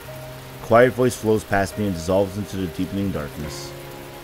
The weakness of those words seemed to echo the fragility of the girl in my arms. Ooh. The summer sun scorched the ground beneath our feet. In the heart of the ancient capital, we walked uphill, following the road away from the station's eastern exit. I was talking, casually, of trivial things.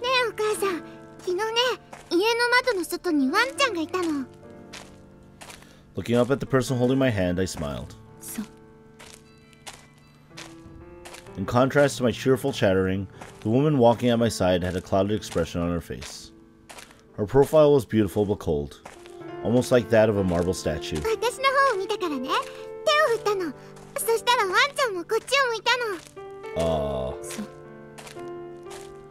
Same words, repeating in the same tone, as if she was playing back a recording. Not understanding what that signified, I continued to speak.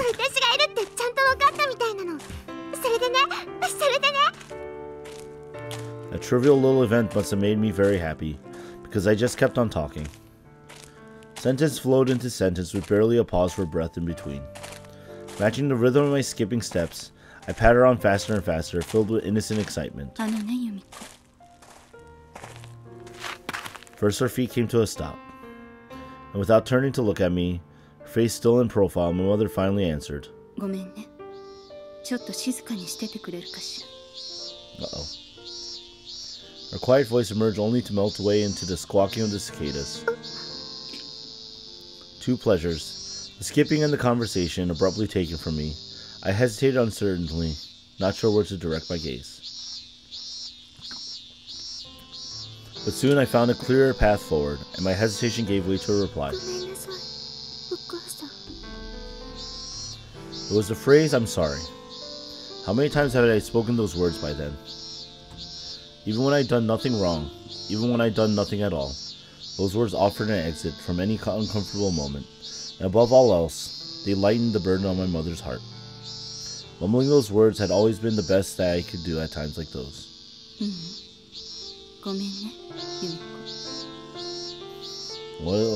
What is happening? My mother in turn offered me the same soft words of apology. In retrospect, it might very well have been her fault that I developed a habit of relying on the words "I'm sorry." She spoke the phrase so frequently, it was probably only natural that I had begun to imitate her. Cold profile, a rigid face, locked in position, never turning to me. Speaking a few words without nothing but a slight movement of her lips, my mother began to walk once more, the strides even smaller than usual. With a nod, I stepped forward at my mother's side, slipping halfway under the shadow cast by her parasol. As the shade swayed with her steps, the blazing sun flickered before my eyes like a movie shot on cheap film. I walked in silence through the midsummer heat, surrounded by the voices of cicadas. That got louder and louder for me. I don't know how it sounds for you guys, but it's a lot louder now. I squeezed my mother's hand tightly, very tightly, as if that connection was the only thing in the world I could rely on. My mother, Misako, was born into the Kawamoto family, owners of a real estate business in the ancient city of Kamakura. After graduating from university, she accepted an arranged marriage to my father, Sakaki Michiaki. She was 25 years old. The Kawamoto were small-time landowners, and their business had fallen into financial problems. When their only daughter married the young president of the East Beach Railways, a company that had taken complete control of the regional railroad network, the Kawamoto family treated it as a miracle comparable to winning the lottery.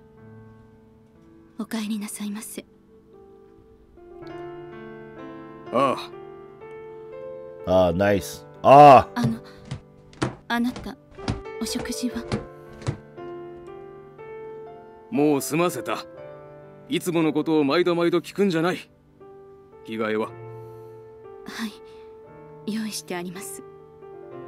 すぐに支度する。30分後に出るから、玄関に出して小島に渡しておいてくれ。はい。お父さん。My father was a complete workaholic with more than one house to return to. He only came to see us once a week and never stayed longer than an hour. At that point, I hadn't so much as held a conversation with him. All I could remember were brief moments of eye contact in the hallway when we passed each other. I can still remember the way he looked at me. There was no emotion in his gaze, not even contempt. Almost as if he didn't even realize something was there. His eyes were frighteningly empty.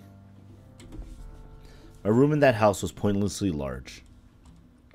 Spacious as it was, it hadn't been made for a child to live in. The bed and closet were both adult-sized. For the most part, it looked like nothing more than just another guest room. A child's desk, a haphazardly purchased assortment of stuffed animals and toys. These were the only objects that suggested otherwise, and they felt deeply out of place. どんな挨拶をしたらお父さん返事してくれるのかな? It's good, I don't know. I stood in front of my mirror, practicing many different facial expressions, earnestly thinking over a problem with no solution. どんな顔をしたらお父さんは帰ってきてくれるのかな? Alone in a room far too large for me, I thought about the stone-faced father I barely knew. How could I catch his attention? How could I make him realize I was even there? おはようございます。おはようございます。おはようございます。 Oh, she's practicing even like greeting him. 違うのかな? どうなのかな? おはようございます。おはようございます。おはようございます。 Within that staid and conservative railroad family, a daughter bore little weight. My mother's marriage had seemed a blessing for the Kawamoto family. When she gave birth to me, it quickly became an uncomfortable topic. Her job had Her job had been to give birth to an heir to inherit the East Peach Empire. Instead, she had produced a daughter, at best a potential tool for political marriage. No one was to blame for that, but it was still a deep disappointment to those around her. My father had treated his new wife very kindly at first, but after I came into the world, he learned that my mother was too physically frail to endure many pregnancies, became noticeably brusque and distant. That transformation must have hurt my mother deeply. After it began, she grew gradually weaker in body and spirit, till finally she could no longer manage to take care of father's personal needs. My mother returned to her parents when I was 6 years old. She had endured as best she could, desperate not to leave a bad impression on my father's family. My mother was fundamentally a sheltered and fragile woman. Putting aside her physical condition, her mind had been worn down to the point where she could simply no longer cope. And so one hot midsummer day, she gathered our luggage, took my hand, and left the Sakaki house. Ah, okaeri. Okaeri nasai. Aw, it wasn't a joyous homecoming for anyone involved. After an exchange of indescribably uncomfortable greetings, began an equally awkward conversation. Misako, 体の具合は? 大丈夫です。何もありません。それならしっかり直して道明さんのためにも早く戻ってあげないとね。はい。Oh man, this Misako probably has like given up on like everything on life. She's probably like so broken now. So broken and battered. It was obvious at a glance that my mother couldn't possibly go back anytime soon. Still, my pragmatic grandparents wanted their daughter back with the Sakaki family before the wound of separation grew too deep. My mother may have wanted to return herself, even knowing that she was no longer capable of enduring that life. There was a slight edge of frustration in her voice as she vaguely affirmed my grandparents' words. They left me out of the conversation so completely that I began to feel invisible. In the end, I couldn't help but call out. When I spoke, my mother's hand twitched around mine, as if only just realizing that she'd been pulling me along at her side. As if she'd been trying to forget an unpleasant reality by averting her eyes from it. Yumiko, Oji-chan to Oba-chan ni goaisatsu nasai. Something tells me that because of how the flashbacks go, a lot of people that involved in the flashbacks, there may be some deaths involved for some significant and close others. I'm going to assume it's going to be Misako that dies. Yeah. So now looking in my direction, my mother mutters those words quietly. Oji-chan, Oba-chan, konnichiwa. I tried out the greeting I had practiced for Dad and my grandparents. Konnichiwa. Konnichiwa. They tried. The responses were stiff and awkward. Like you said, they tried. They didn't so much as smile at me. It had already been decided that my mother would be hospitalized. Originally, the doctors had recommended admitting her to a psychiatric ward, but her return home under the cloud of a separation would no doubt become the subject of gossip in the area. Who knew what people would say about a mental illness on top of it all? Instead, Mom returned home under the superficial cover of poor health and entered a general hospital. My grandparents had been busy enough with their struggling business. Now they had new burdens on their hands, and they made no attempt to hide their exhaustion. The complaining began on the very first day.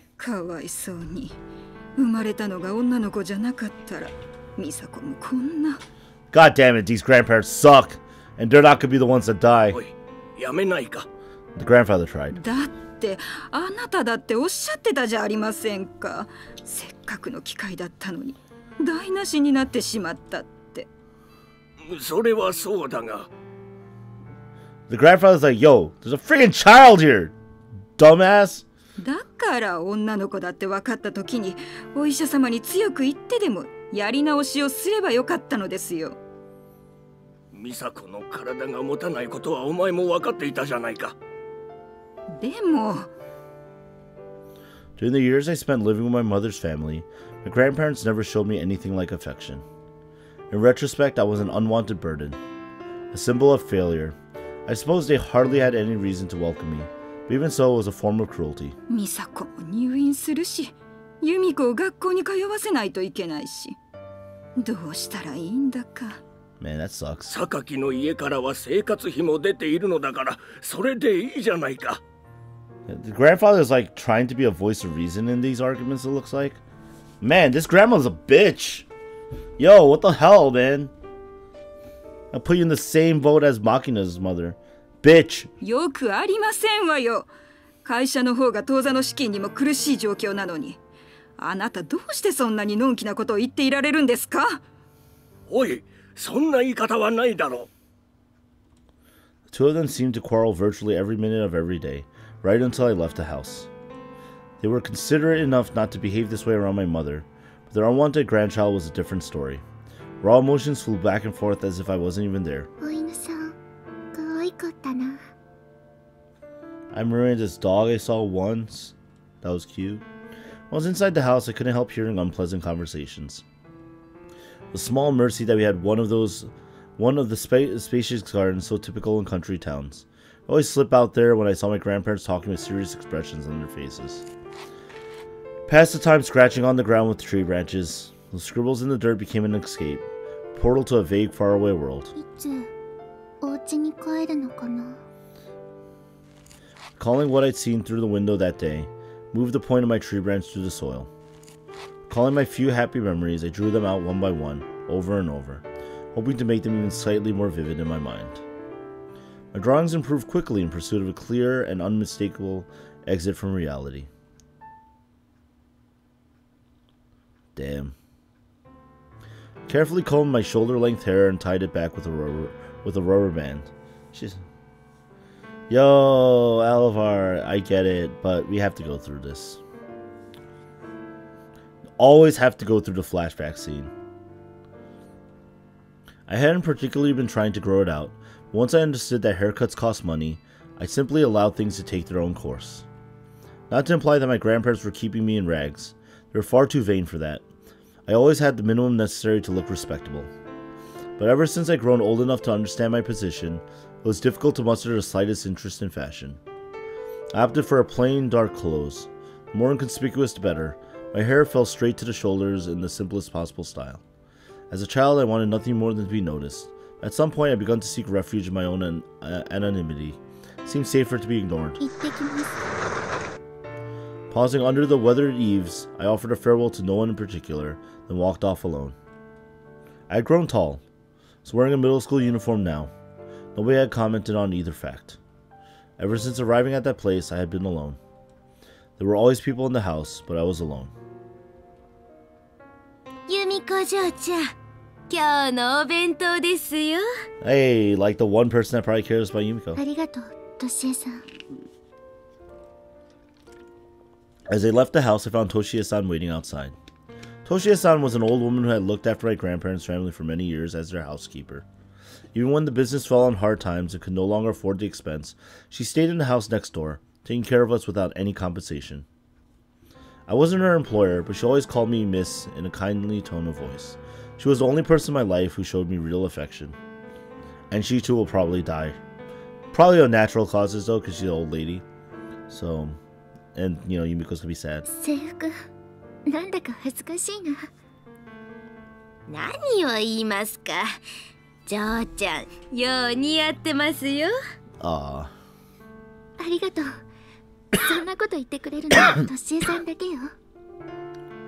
嬢ちゃん。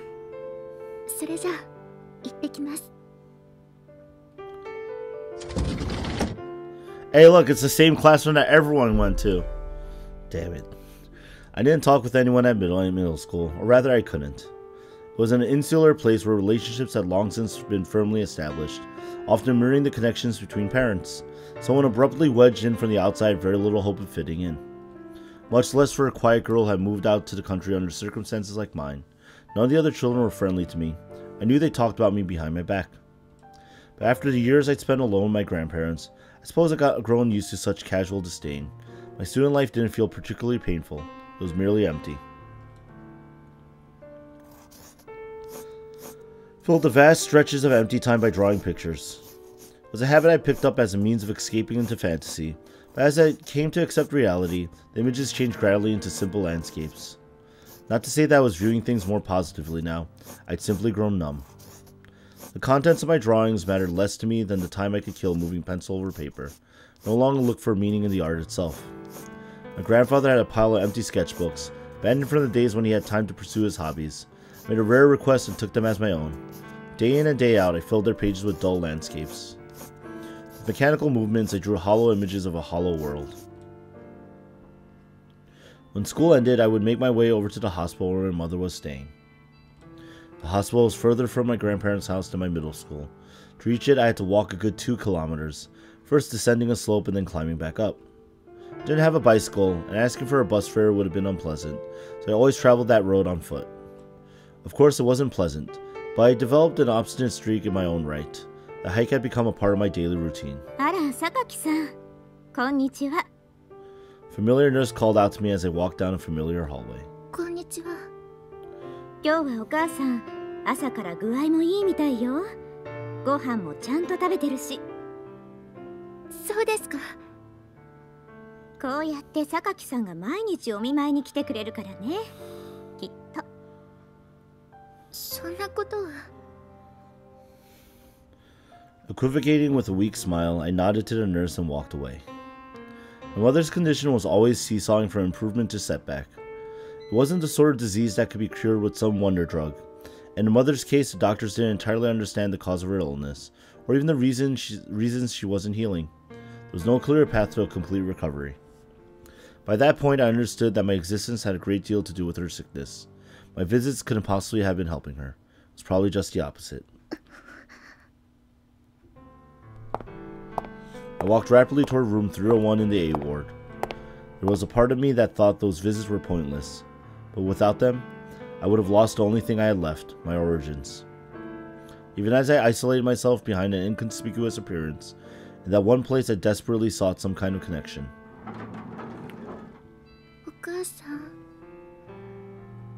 Mother had been given a private room. The hospital's administrator was an old acquaintance of my grandfather's, so it had been arranged at a considerable discount, or so our gossipy neighbors believed. It was a pure white room, largely empty except for the plain medical bed standing by the window. My mother passed her days lying there. There was no medical reason she couldn't go out, but she never tried. Yumiko. She sounds so weak, man. My mother greeted me with the most convincing smile she could force onto her face. But that face didn't turn toward me. It's like the one place where we both tried to act their roles, right? Setting up a folding chair at her bedside, I began to speak. Her physician had asked me to fill the visits with conversation. Even the silliest little things will do. Just keep talking to her, please. But I filled every moment with silly chat for a different reason entirely.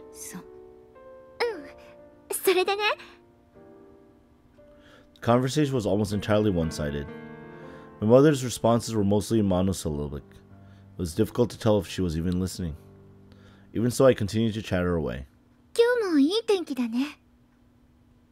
Eventually, I ran out of things to talk about and changed the topic to the weather out of desperation. But by then, even the monosyllabic responses had trickled to a halt.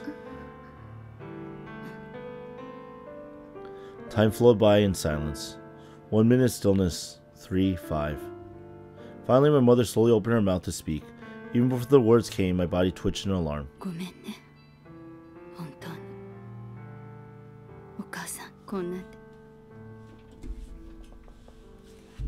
You know,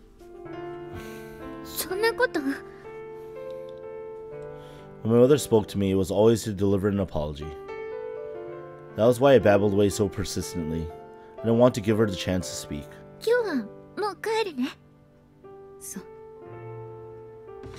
Folding the chair with a few practiced movements, I leaned it against a small shelf on the wall.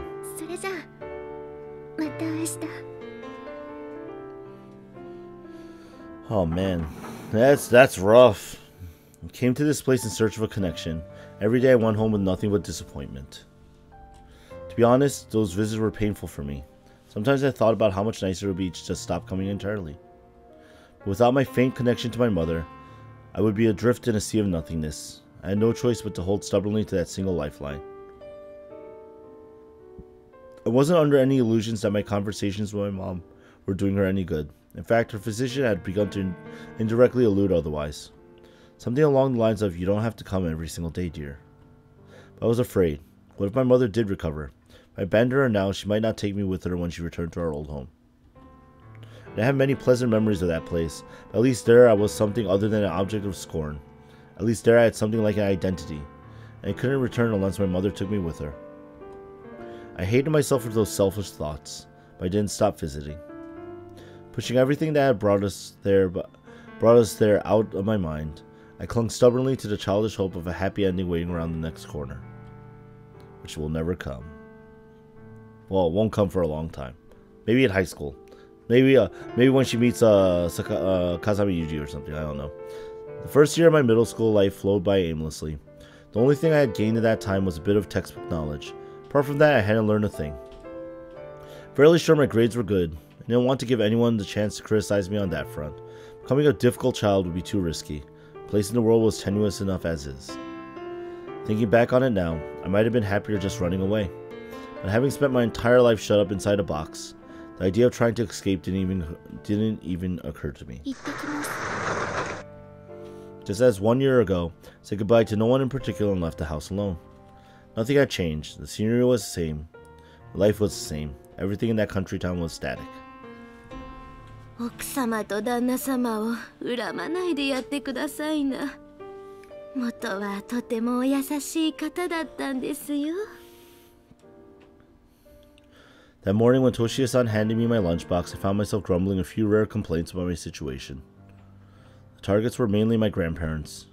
We've been living together for many years now, and still they only spoke to me when it was absolutely necessary. Every moment I spent in that house made me feel as if I was slowly suffocating. だけど、おじいちゃんもおばあちゃんもまるで私がいないかのような態度を取るんだもの。貧すれば心も鈍する。今は由美子嬢ちゃんに構って差し上げられる余裕がないんですよ。家業の具合がようなればそれも変わってくると思いますからの。Is Yumiko gonna be like, well, let's make it recover then, right? そうなのかしら。由美子嬢ちゃんはこんなにいい子なんですから、いつかきっとちゃんと見てくださいますよ。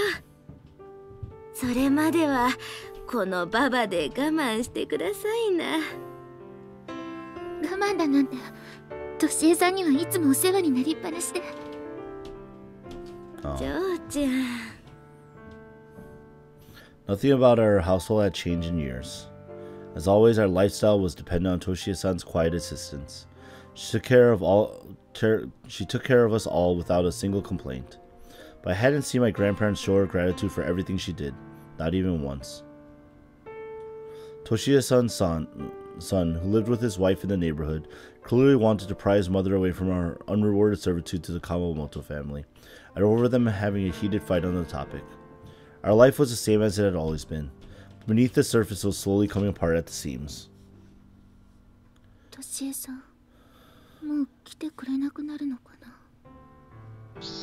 One day I was making my way along a sloping road I had once walked with my mother, bombarded by the cries of cicadas.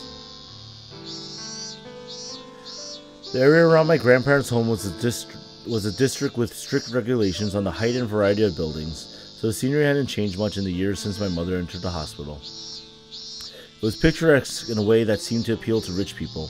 Many city dwellers had their second houses nearby. I could never come to enjoy the scenery. It left me cold. Things that mattered to me changed for the worse. But the things I hated, the things that left me cold, never seemed to go away. Driven by frustrating, indistinct feelings of powerlessness, I began to walk faster. But with a flinch of surprise, my legs suddenly came to a halt. Yeah, ohayo, Yumiko-chan. 学校に行くところ？歩きながらでいいからさ、ちょっとおじさんの話に付き合ってもらえないかな。After that moment of hesitation, my legs began to move once more, faster than before. Striding along almost like a race walker, I hurried down the road leading to my school. お父さんがね、最近またちょっとおじさんの耳に入ってくるようなことをやっててね。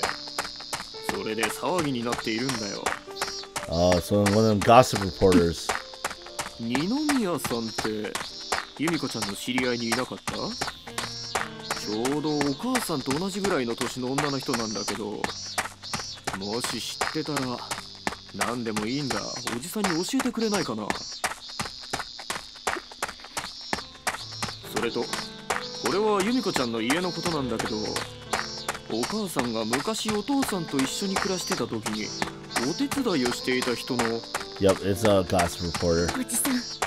お、なんだい由美子ちゃん。 Coming to an abrupt halt, I turned to face the man. 前にも言いましたが、私何も言いません。質問にも答えません。あ、だからこうやってまとわりつくのをやめてください。いや、だからだね由美子ちゃん。名前で慣れ慣れしく呼ぶのもやめてください。失礼します。やれやれ、父親譲りだなありゃ。 Although Yumiko wouldn't know. There was one significant change in my stagnant life. A reporter from a gossip magazine, whose job seemed to consist of digging for information on my father, was making a habit of loitering around me. I had first met him during the winter of my first year in junior high. At the time I was still comically naive. He approached me with kind words and sympathy, two things I wasn't used to getting, and convinced me to open up to him about my family's circumstances. Pathetic as it was, I didn't realize it was all for an article until the moment my grandmother threw the tabloid in my face and delivered a furious scolding. Humiliated and bitter, I swore to myself to never again discuss personal matters with strangers, or to trust their compassion. And despite it all, the very same journalist had the nerve to show his face in front of me again. Every time something happened, he'd come around sniffing for scraps of information. Speaking with him felt like brushing against an enormous and particularly slimy leech. I marched ahead as quickly as I could, one fierce step after another, trying to shake off the lingering residue of our encounter. But then again, the place I was hurrying to wasn't exactly pleasant in its own right. 駅前のとこのさ、ロータリーのとこでヤマッチいたんよ。声かけたらあいつ逃げやがってさ。あいつ最近付き合い悪いよな。彼女できたのかな、やっぱし。嘘、ヤマッチ誰かと付き合ってんの？あれ、知らんかった？ C 組の木本いんじゃん。あいつどう？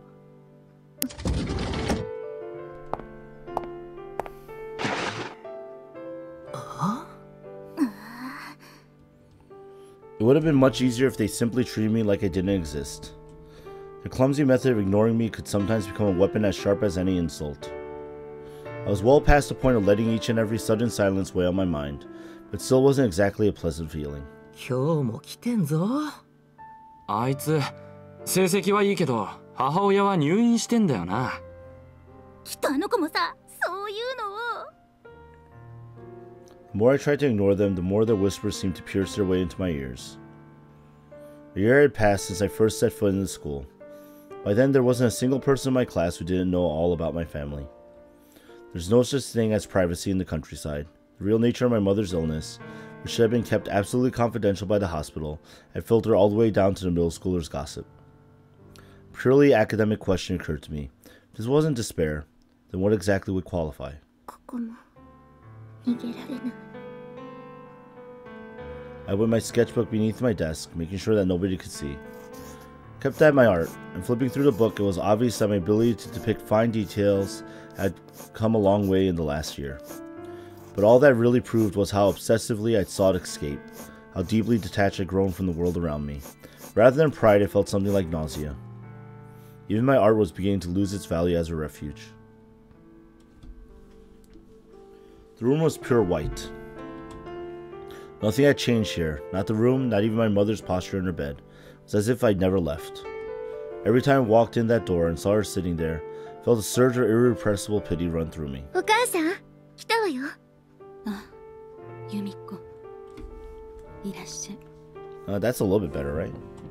As always, I saw my mother in profile. As always, her gaze didn't turn to me. As always, she smiled quietly. But there was no tenderness in that expression. She was simply moving her face into that shape. It was an empty imitation of a real smile. 本持ってきたから。I lowered a small bundle of books and weekly magazines my mother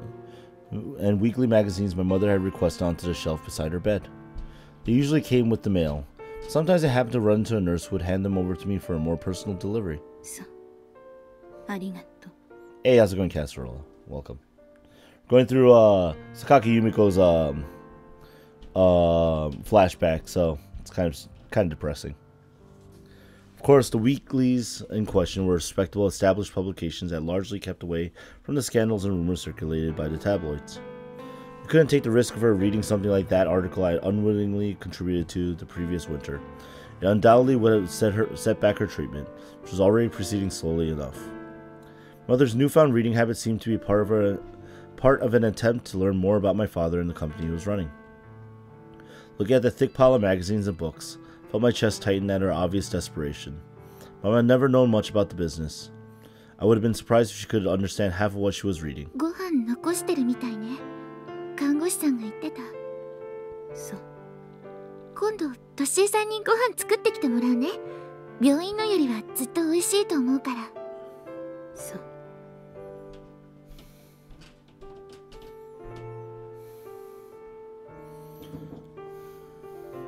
It's tough. Our interactions followed the same familiar pattern. I chattered away relentlessly, while my mother muttered vaguely. Lately, even those monosyllabic responses had grown repetitive and careless, almost as if she was beginning to treat the world with the same careless disinterest my father had shown her. It was a particularly difficult visit. My mother barely spoke, and I ran out of things to say fairly quickly. As hours I spent at school had grown increasingly suffocating, I was spending more and more time wandering around in search for quiet places where I could be alone. These days I frequently found myself lacking for stories to tell. そろそろ帰るわ。 I rose quietly from my seat. My mother's face, as always, didn't turn toward me. It had been a truly pathetic excuse for a conversation. I had little hope tomorrow would be any better. The things I wanted to stay the same fell apart. The things I wanted to change stayed exactly as they were. Time no longer seemed to be flowing. It was a stagnant, brackish pool, and even treading water was becoming a struggle. あなたが But as I prepared to leave, my mother spoke. That hadn't happened for quite some time. お母さん That one word came as a complete surprise. Was she about to say something? Despite it all, I found myself pausing expectantly, hoping for some positive sign. Thinking the matter over calmly, it was foolish to even imagine her mood had suddenly changed. But I was so starved for a glimmer of hope that my mind latched onto the most optimistic possible interpretation. And then with a few simple words, my naive, happy end scenario shattered like the fragile piece of glass it had always been. あなたが男の子だったらよかったのにね。 My mother had never said anything like that before. No doubt the thought had crossed her mind. But so long as she had even a shred of rationality remaining, the words could never have passed her lips. After all, if she were to say that, then nothing could ever change, except to fall apart. なんでそうじゃなかったのかな。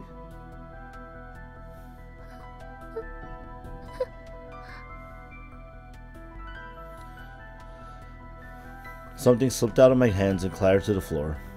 A visitor from the company had dropped off a few jelly desserts. I'd been taking one from the shelf with a spoon. My mother had been skipping her meals lately. I thought she might at least manage to eat that. Considering the season, a white peach jelly seemed appropriate. Maybe it would be easier for her to hold a spoon with a flat handle. Moments before, those were the only thoughts in my mind. Alright, time to kill her off. Oh man. They were gone now. Obliterated by my mother's words so completely that it was as if they never existed. Ran as fast as I could, pushing my heart so hard I thought it might just sputter to a stop. Down the slope in front of the hospital, up again, onto a large curving detour, past the station, around the corner from a small cleaning store, into the remains of an abandoned factory. Only then, absolutely confident I was alone, did I finally come to a halt. Gasping for air, I doubled over and held my trembling legs with both hands. Propped up, my body seemed ready to collapse. The world flickered before my oxygen-starved eyes. My peripheral vision was dimmed and clouded, as I was peering out from inside a tunnel. I could feel sweat pouring out from all over my body. My hair and clothes were completely disheveled. I'd fallen at some point on the way over. There were scrapes on my knee and elbow. Pushed myself direct, a tattered mess of a girl.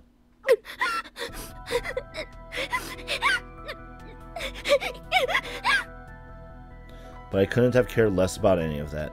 After all, the tears streaming uncontrollably down my face were far more blatantly pathetic than my beat-up clothing.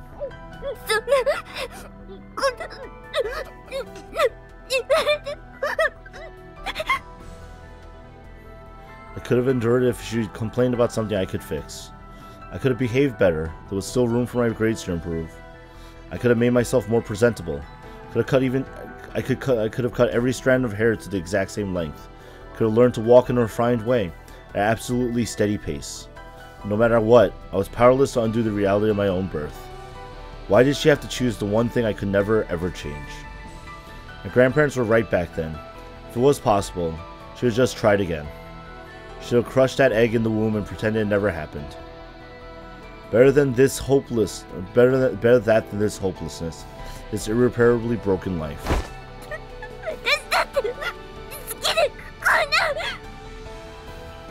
Placing my hands against my breasts, pushed down with all my strength. How could a thing so totally beyond my control bring me such misery? Felt a dull, throbbing pain deep inside my chest. Painful pressure was accompanied by a slight twinge of stimulation. Even as I rejected it, my body reminded me that I was female.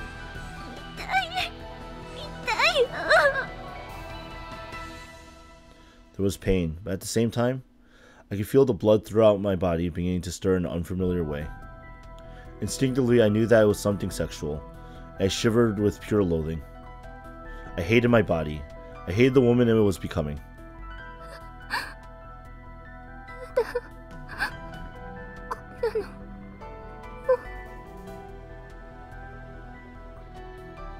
I didn't ask for that misery.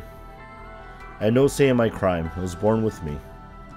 So long as I lived, the pain would always be lurking somewhere deep inside me. If only you'd been a boy. With one phrase, anyone could reduce me to nothing. I could study all I wanted. I could be the sweetest, most well-behaved person in the world. So long as I stayed in that body, my naked vulnerability would never go away.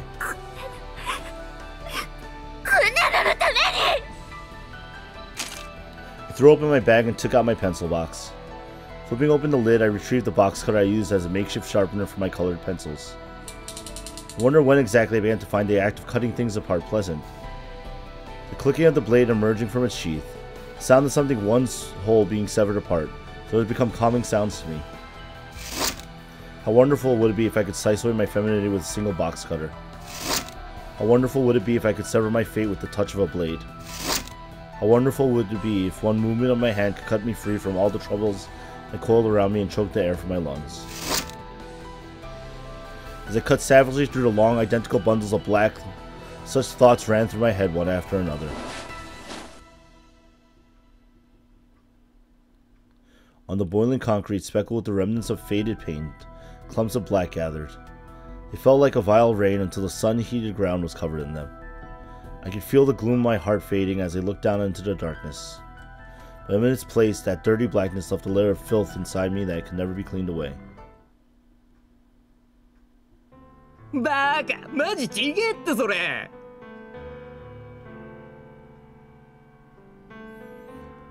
Yeah. 嘘つけ。それお前言わ。おい、見ろよあれ。ん？なんだ？ってうわ。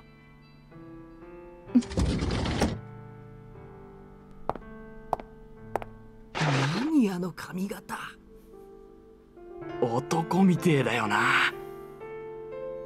切っちゃったのかな自分で。かな。でもなんで？あいつんちまた金なくなったんじゃないの？まさか散髪代ぐらい出るだろうそれ。だよね。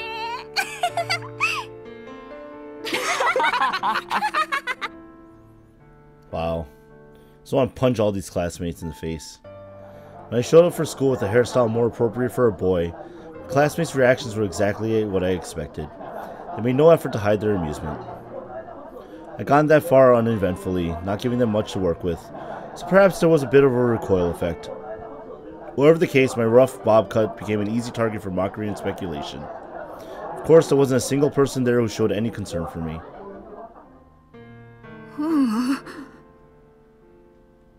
My grandmother was simply lost for words at first. Not that the aghast expression on her face meant she was worried about me. そんなみっともないことはこれっきりにしてちょうだい。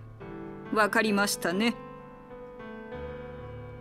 The one and only thing she was concerned about was how poorly my actions would appear in the eyes of society. はい。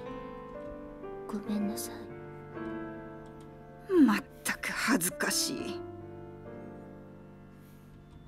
My grandmother, muttering about shame and humiliation, averted her eyes and disappeared inside the house. And for a very long time I sat alone in my room, utterly silent except for the voices of the cicadas. おう、由美子嬢ちゃん、どうなさったんですか、その髪。ごめんなさい。嬢ちゃんは何も悪くないのに、おかわいそうに。Toshie-san was the only person who showed genuine concern for me. But it didn't make me feel any better to know I made the kind old woman worry. More than anything else, her sorrowful face made me regret my rashness. I'd gotten carried away by my emotions and lashed out, but nothing had changed. Nothing was going to change. For the sake of the one or two people who acknowledged my existence, I decided not to repeat my mistake. Toshie-san's death came soon thereafter.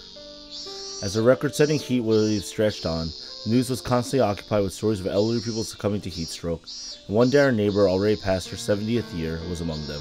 すみませんが、お帰りいただけませんか。そんな、せめてお焼香だけでも。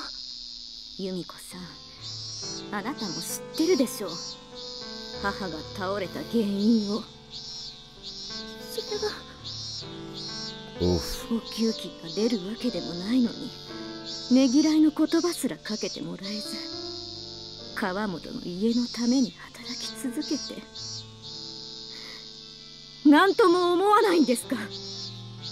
申し訳ないと思っています。だからだったらもううちとは関わらないでください。もう川本の家とは一切の関係をなくしたいんです。地元でも変な噂が立ってますし。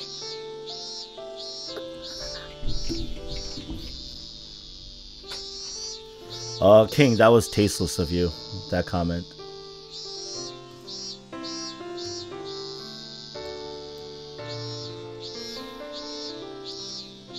おい、早苗、それぐらいにしておきなさい。はい、わかりました。それじゃこれで。お礼だけでも言いたかった。Aw. The world is supposed to grow larger as you grow up. Mine seemed only to be shrinking even smaller. I lost Toshie-san. With her, the small place of refuge in front of our door vanished as well. Oh man, this sucks!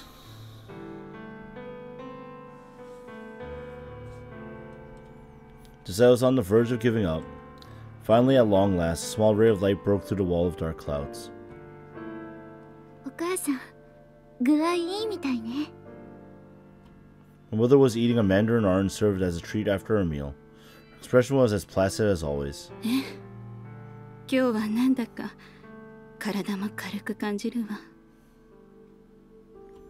But for once, it didn't look like a mask she'd plastered onto her face. The peace in her eyes seemed real. Something had flowed naturally to the surface from deep inside her. A retreat to the quiet of the countryside hadn't done much at first. If anything, our family's tensions had probably taken a toll on my mother. But after many years of peace, it seemed her mind was slowly beginning to regain its equilibrium. The recent downturn had given way to weeks of steady improvement. Once you can meet your own needs, it becomes possible to worry about the needs of others. My mother had begun to give my questions real responses for the first time in years. お医者さんもいい兆しだっておっしゃってたし、来週からはお薬も減らしていくっていうことだったから、それで。We'd never been able to discuss her treatment, but lately it had become a safe topic of conversation. Specifically, her progress was so promising that a discharge from the hospital was coming into view at long last. 来週の月曜日、おばあちゃんと一緒に先生にお話を聞くから、そこでいろいろと今後のことも聞いてくるわね。あと、由美子。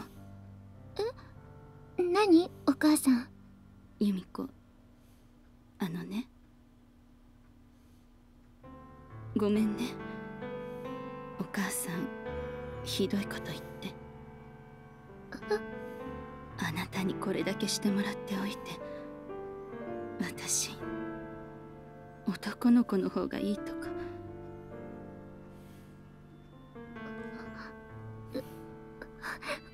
お母さん、いいから。ほら、みかん食べたから手が汚れてる。はい、ティッシュ。食べた皮片付けるわね。ありがとう。いいのよ。お母さんは直すことに専念してくれればいいから。私そろそろ戻るね。また明日来るから。そう、ゆっくりしていけばいいのに。また明日来るから。Stood up and waved goodbye with a quavery smile. My mother was still sitting in profile. We could tell she was smiling in return. Holding that image in my mind, I slipped quietly out of the room.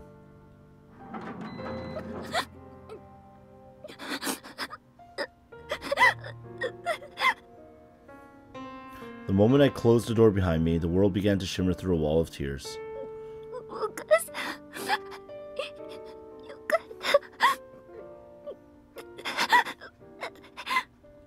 I couldn't remember the last time my mother had showed that kind of concern for me. I don't know if she ever had. By the standard of a healthy parent-child relationship, I guess it was an insignificantly small thing. But for me, at that moment, those tentative words of compassion were enough to inspire overwhelming happiness. Happiness so strong that I couldn't help but break down and sob. I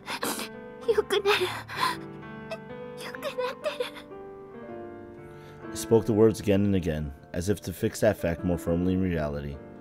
Perhaps Toshiya-san had taken pity on me and stopped by to heal my mother on her way to heaven. Things were suddenly moving in such a positive direction that such thoughts seemed almost plausible. The next week, my grandmother and I went to meet with Mom's physician for an update on her condition. Normally, I was the only one who attended those meetings, but the progress was significant enough that he asked Grandma to come as well.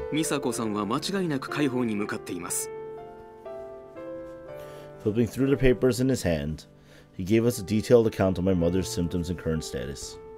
Not that I really needed to hear any of it, I already knew she was recovering. For someone who's visited her every single day for years, it was impossible to miss the transformation. それで、もう娘は大丈夫なんでしょうか?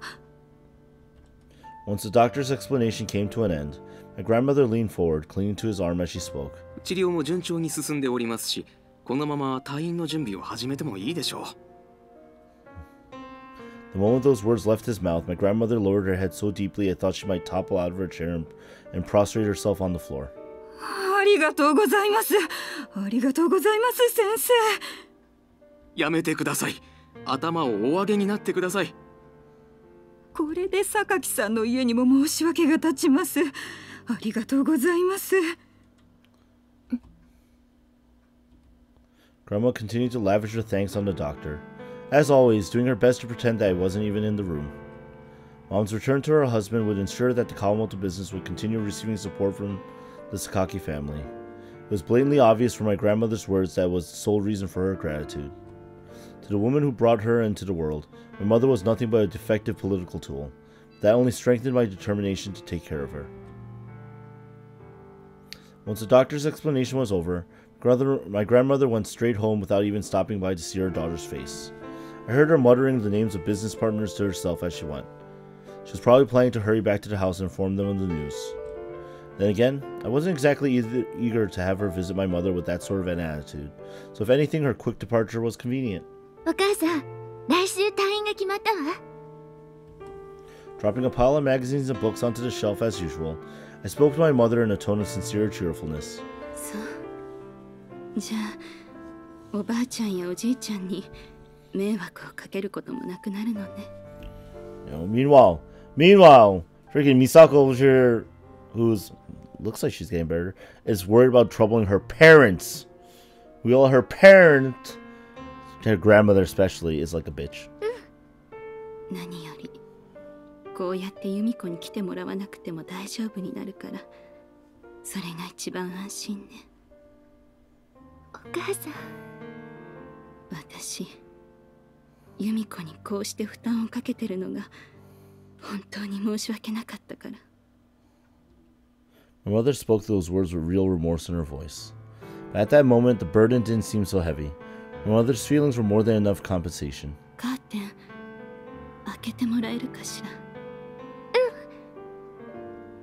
Just as requested, I pulled back the curtains from the window at Mom's side. A vault of blue stretched out beyond the panes of glass. It was the very picture of a summer sky. Compared to the heart of the city where the Sekai house stood, the blue in that place seemed far more pure and vivid.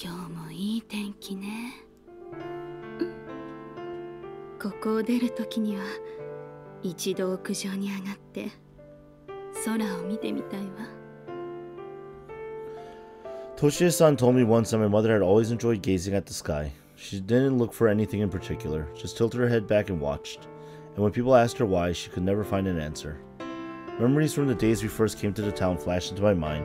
We'd walk hand in hand under a beautiful blue sky, but Mother's dull, lifeless eyes had never left the path below our feet. But she had finally remembered the sky. That can only mean she was on her way to recovery.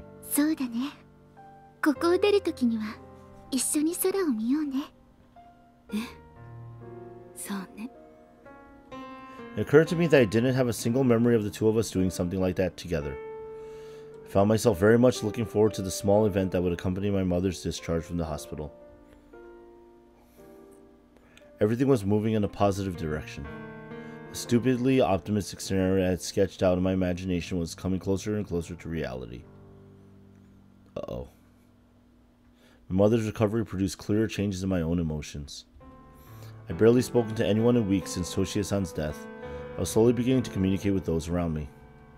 My grandparents still kept their distance. I've approached them myself using my mother as a pretext. I could at least get them to have a conversation with me. Mom's recovery was their primary objective after all. They couldn't avoid hearing me out if I brought it up. Watching my grandparents interact with me despite obvious reluctance felt as though I achieved a small but significant rebellion against the people who had spent years ignoring my very existence. I'm right here. I'm in an important position. More than anything else, that sense of meaning gave me strength.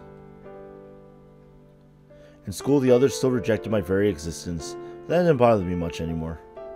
I would be returning to the Sekai house once my mother recovered. This hollow school life would be over soon enough. The end was in sight. That suffocating feeling of entrapment was gone. No matter what they said about me, no matter how they laughed, rolled off me harmlessly.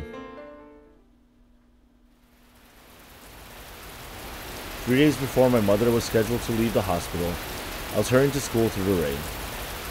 The drizzle that had begun a little after midnight was just picking up into a steady, heavy rain as I left the house. My umbrella wasn't enough to catch it all. Pausing for a moment, I glanced up at the angry sky beyond the edge of my umbrella. It was covered in deep black clouds from the horizon to horizon, without so much as a patch of clear sky in between.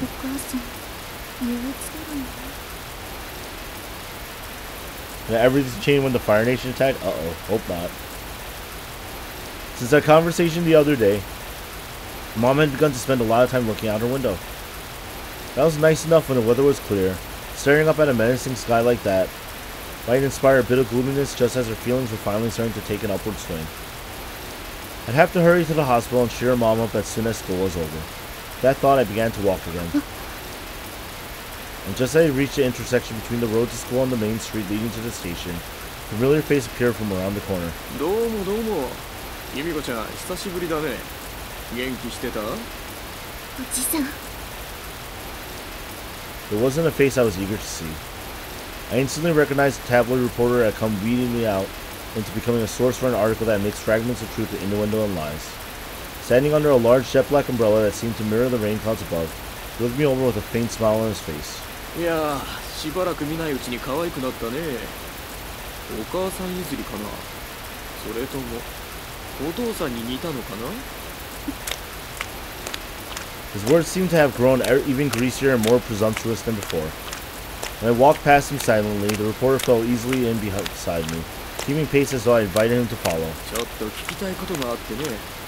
またここに来るようになったんだけど、そこの喫茶店で話とか聞かせてくれないかな。以前にも言いましたよね。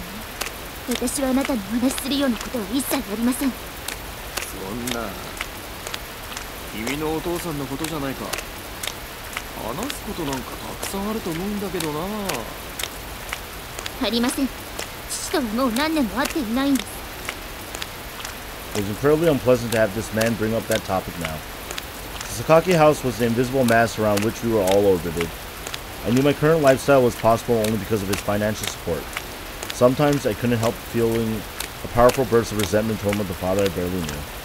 In particular, when people carelessly assumed we must have some kind of relationship.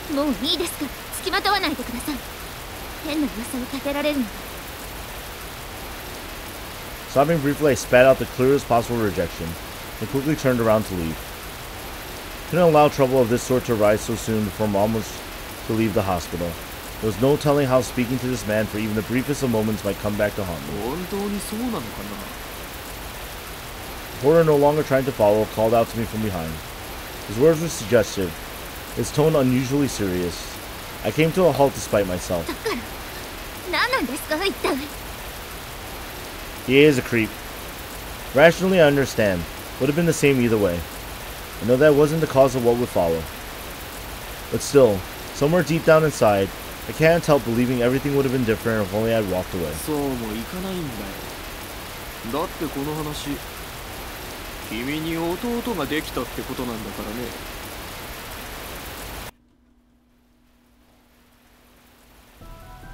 What? When I turned back to face him, the man was wiping at his rain-dammed forehead with a knowing smirk on his face.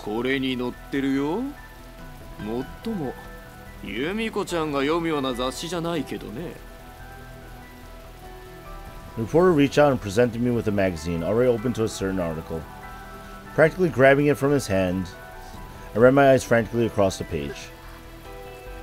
And the moment I saw that headline, the blood in my veins seemed to freeze solid.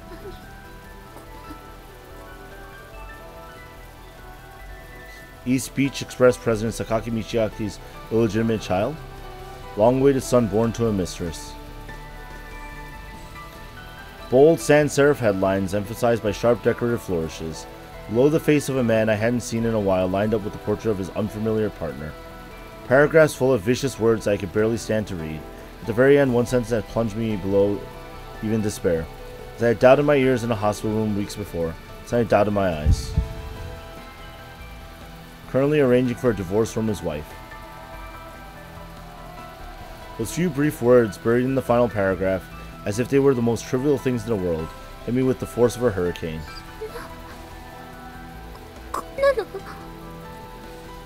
I heard the rumors. I more or less understood that father was that sort of person. But there was no worse way to have those suspicions confirmed. Why? Why not when my mother was recuperating in the hospital? Why not when she was finally getting better? Was this article even true? Many thoughts swirled chaotically through my head. My hands trembled and lost their hold on the hateful piece of paper.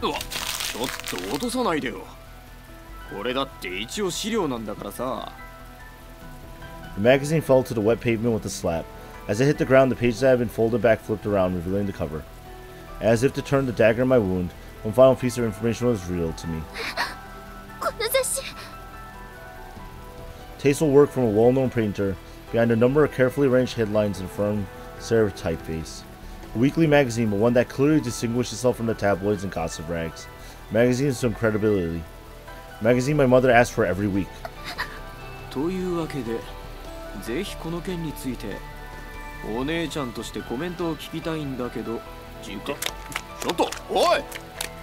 I'm getting sick and tired of hearing this voice, guys. So if I cut this guy off, I think no one's gonna care, right?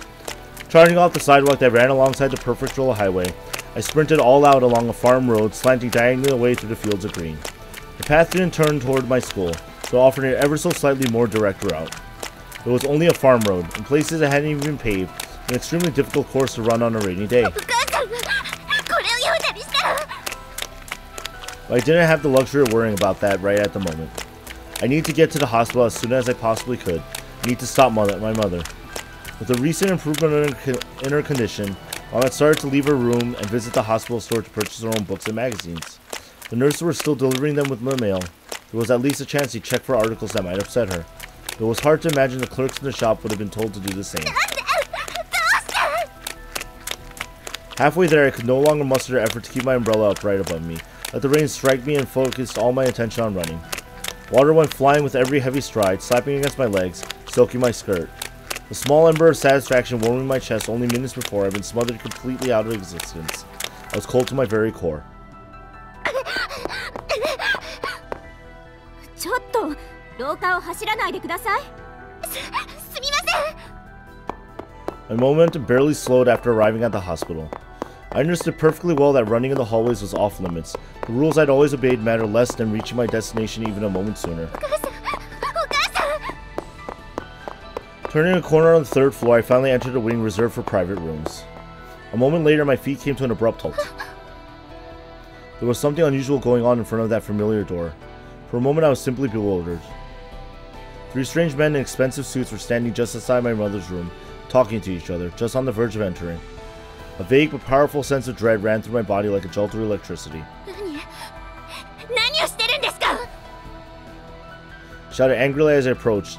The man who had been reaching for the door hesitated. Before I could continue, the white-haired man at the head of the little group preempted me with a question. 失礼ですが、どちら様ですか? この病室の榊美佐子の娘です。あなたたちこそ誰なんですか? 母に何のご用ですか? Unperturbed by my fierce attitude, the white-haired man answered with a calm smile. ああ、あなたが由美子さんですね。申し遅れました。私、榊家の顧問弁護士をしております津田と申します。顧問弁護士？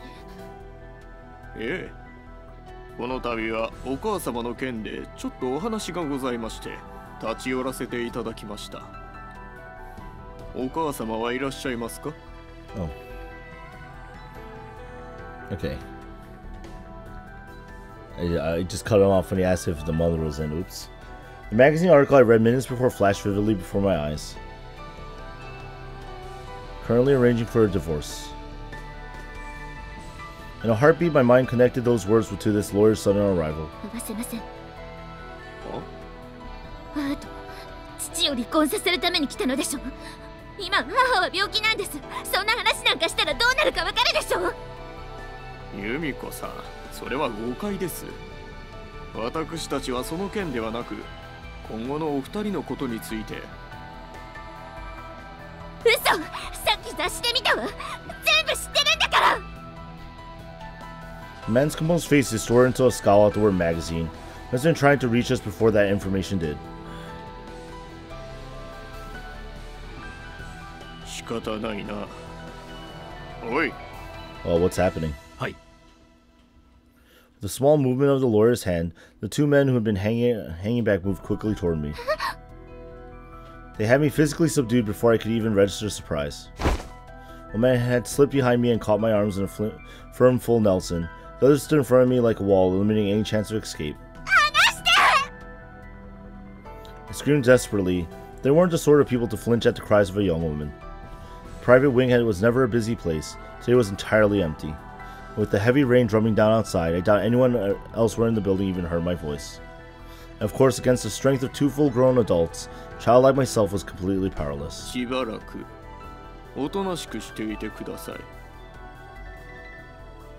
The lawyer's voice had grown cold. It was the all-too-familiar voice of an adult. 榊美佐子さん、弁護士の津田と申します。お話があってまいりました。失礼しますよ。 His words were extremely polite. If anything, that made them all the more frightening. Ignoring my tear-choked plea, he pushed open the door to my mother's hospital room. I was the first to react. The bed sitting by the window, which had always been occupied before, was now empty. うざいか。まあいい。待たせてもらうこととしよう。 In contrast to the perpetually calm lawyer, I was filled with a profound sense of unease. The doctors always made their rounds at this time of the day. None of the patients were allowed to move around freely, much less my mother. They'd given her a normal space for the sake of camouflage, but by all rights she belonged in a room with bars on the window. Normally, it wouldn't be unusual to move a patient only 3 days from discharge back into the hospital's general ward. My mother's condition was still delicate. Her physician had decided to handle everything cautiously until the very end. It just wasn't possible that Mom had simply stepped out. This time of day. 何ですか、あなたたちは? The doctor had arrived for his daily rounds. For a moment, he simply stared at the bizarre scene inside the room with confusion in his eyes. Before the lawyer could stand to offer a greeting, I yelped out from the corner where the men had deposited me. ついさっきまでここにいたと報告を受けていたんですが、そうだろう。 He turned to the nurse at his side for confirmation, a hint of alarm in his voice. はい、確認しましたのでそう伝えましたが。 The startled nurse looked around the room as if expecting to find my mother hiding in a corner. It was all too much for me to process. Everything was moving forward smoothly only 1 hour ago. Now we were derailed, hurtling rapidly away into darkness and confusion, all of our painstaking work falling apart around us. I had to look for my mother. I had to keep her from finding out about that article. I had to get out of this room, away from these people. Countless thoughts stampeded wildly through my head. There was just one thing that seemed clear to me. I couldn't just sit there waiting. Before anything else, I had to find my mom. And all of a sudden I remembered. ここを出るときには一度屋上に上がって空を見てみたいわ。 The words rang out so clear in my ears that for a moment I thought she was really there speaking to me. Pushing my way around the man who'd been holding me in the check, I slipped past the doctor and dashed out into the deserted hallway. I heard voices from behind. I ignored them. I didn't have any real proof, but there was nothing else for me to go on, so I had no choice but to cling to my intuition.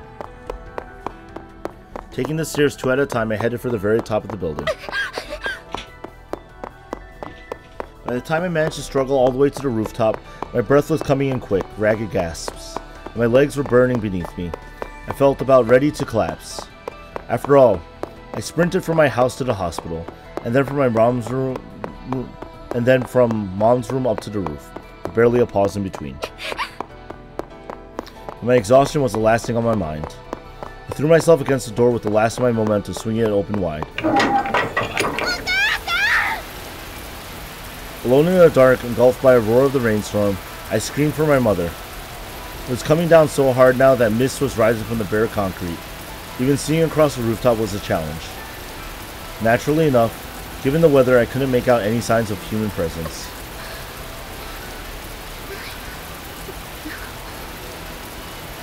But just as I muttered those words, a white shadow stirred in the darkness. It was a human being, a woman dressed in the white clothes of a patient, standing in the rain.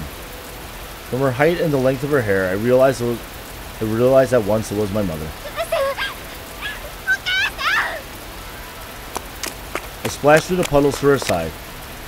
She was staring blankly up into the sky, battered by the powerful rain, her entire body utterly soaked.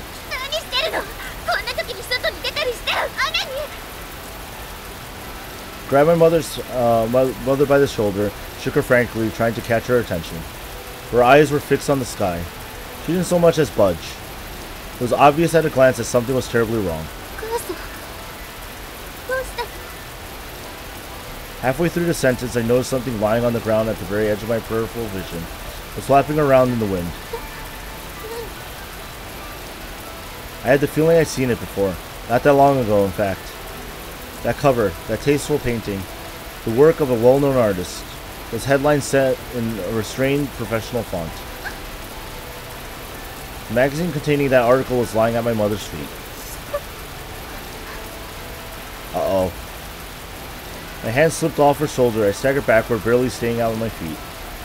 Why had this happened? Why did everything have to fall apart just when we were finally starting to move forward? Why was my mother standing there, soaking wet? Why did she have that blank expression on her face? Many questions bubbled to the surface of my mind. None of them had answers. They just sat there suspended in my mind, stagnating, until they putrefied into a pool of solid sludge. My mother fixed her lifeless eyes on mine. I was startled. The first time for as long as I could remember that my mother had looked me straight in my face. That was, without a doubt, the worst possible way for that chain to be broken.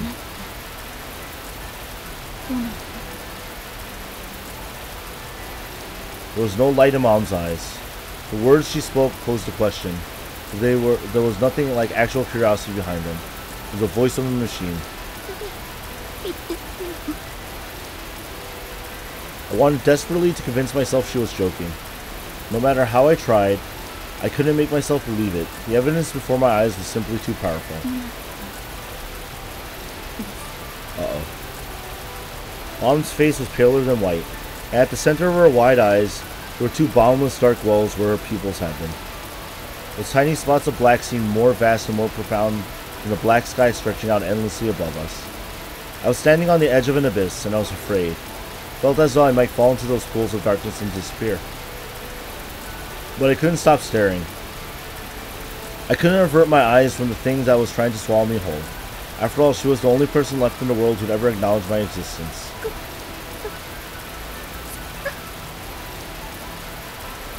I called out to her, praying the words might pull her back from across the chasm that separated us. But it was too wide. My voice was too weak. I was too weak.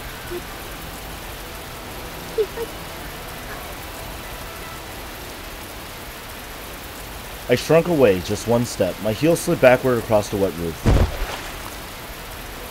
And then, for just a moment, it felt as though my body was floating. Disoriented by a sharp impact to my backside, I didn't realize I'd been pushed out of the way until I saw the doctor moving past me.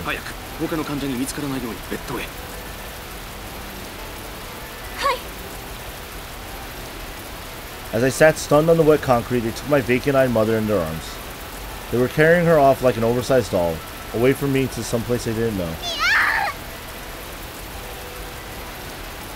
Pushing myself up off the ground, screaming, I ran toward her. I didn't make it 3 steps before another nurse caught me in her arms.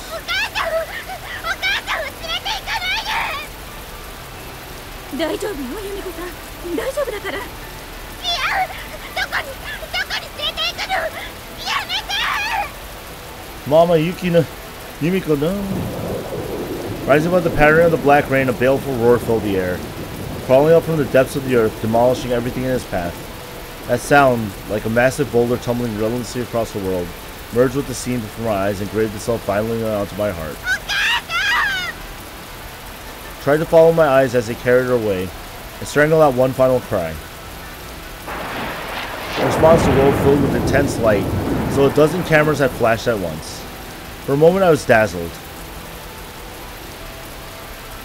And by the time my vision returned to normal, there was nothing left to see. No, not quite nothing. On that otherwise empty room, one waterlogged magazine remained. It was dissolving by now, paper melting away, ink blurring into illegibility. The memory of the truth contained wouldn't disappear so easily. My broken mother was gone. The doctor smiled and told me she would be leaving the hospital was gone. I was absolutely alone.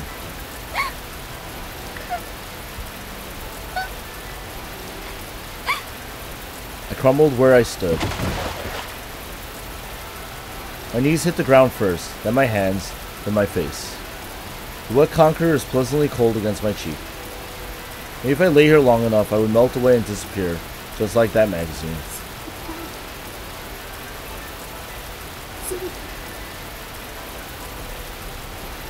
The ground was cold, my body was hot. I used up everything I had, I was empty. I'd given up on the very idea of moving. The merciless rain continued to pour down on me, jet black rain even though it wasn't night.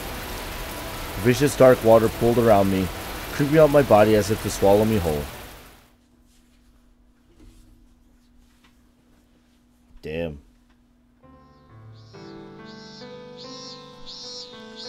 I'm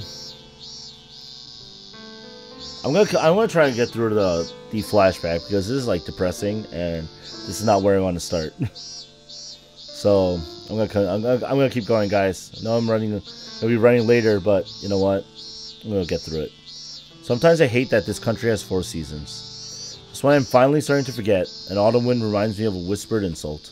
Winter skies bring back cold and lonely memories. And in summer, when the sudden evening storms arrive, I'm torn apart with every clap of thunder. Again and again until there's nothing left. 1 year after my mother's relapse, things had quieted down. The commotion at the hospital created a bit of a stir around town. It didn't take long for the talk to trickle to a halt. For one thing, the main character in the story was no longer a resident. And even our cold-hearted country gossips seemed hesitant to turn a gravely ill woman's condition into one of their nasty little jokes. I was absent from school for a week after the incident, recovering from the shock and a mild case of pneumonia. My life eventually returned to its normal rhythm. That would be the superficial summary, at least. The trauma of reading that magazine article led to a dramatic downturn in my mother's condition. She was now suffering from acute memory loss. Her physician, my grandparents, my father, and me were all strangers to Mom now. Everything she met slipped out of her mind within minutes. These symptoms were far beyond anything a local hospital was equipped to handle. Soon after the incident, Mom was transferred to a specialized psychiatric institution in North Kanto. Ironically enough, that divorce never actually came to pass.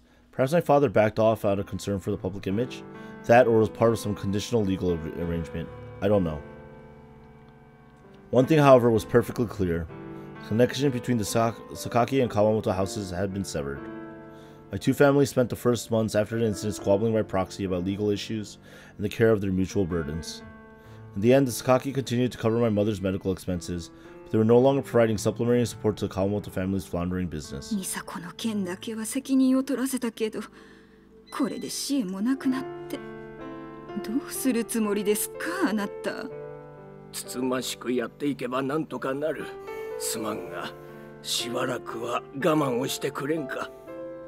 歴史のある川本の家がこんな粗末な生活をするようになるなんて。しかもあの子の面倒まで見なければいけないなど、こんなバカな話がありますか。That's grandmother's still a bitch. まったく、なぜこんなことになってしまったのかな。Even long after the matters were settled, my grandparents never seemed to tire of moaning about the unfairness of it all.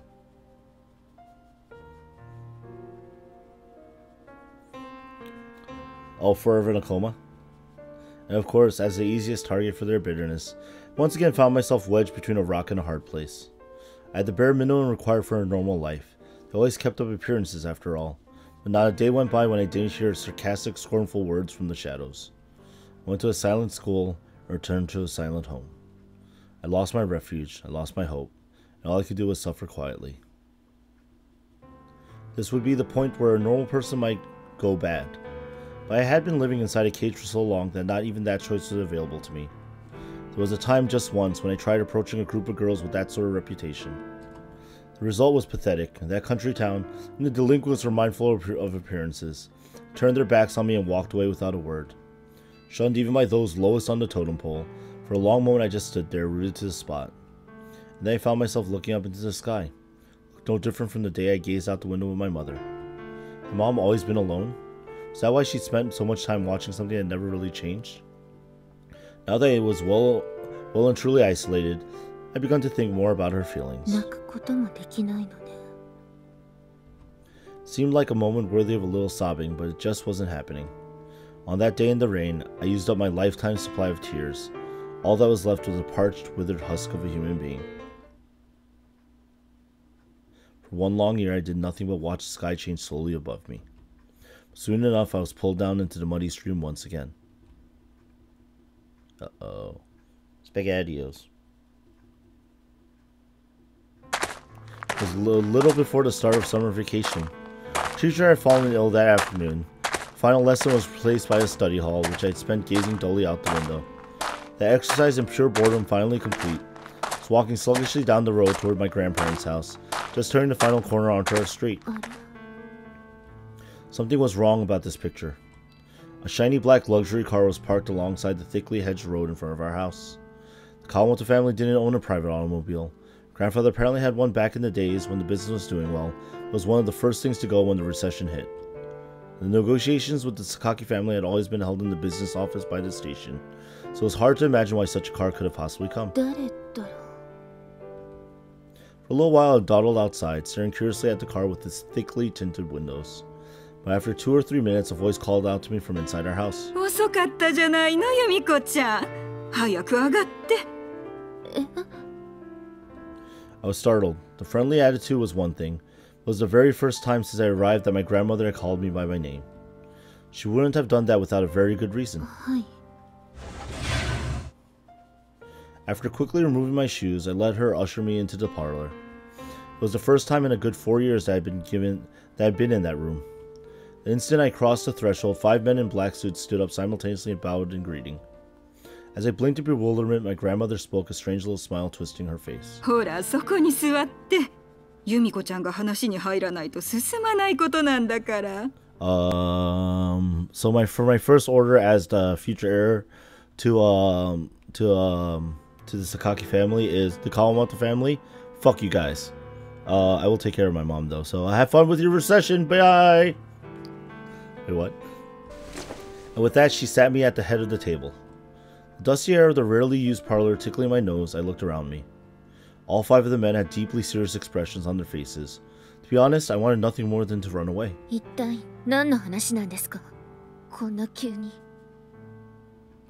As soon as the question left my mouth, a man seated to my left took control of the conversation. お父様、榊道明様の命により、由美子様をお迎えに上がりました。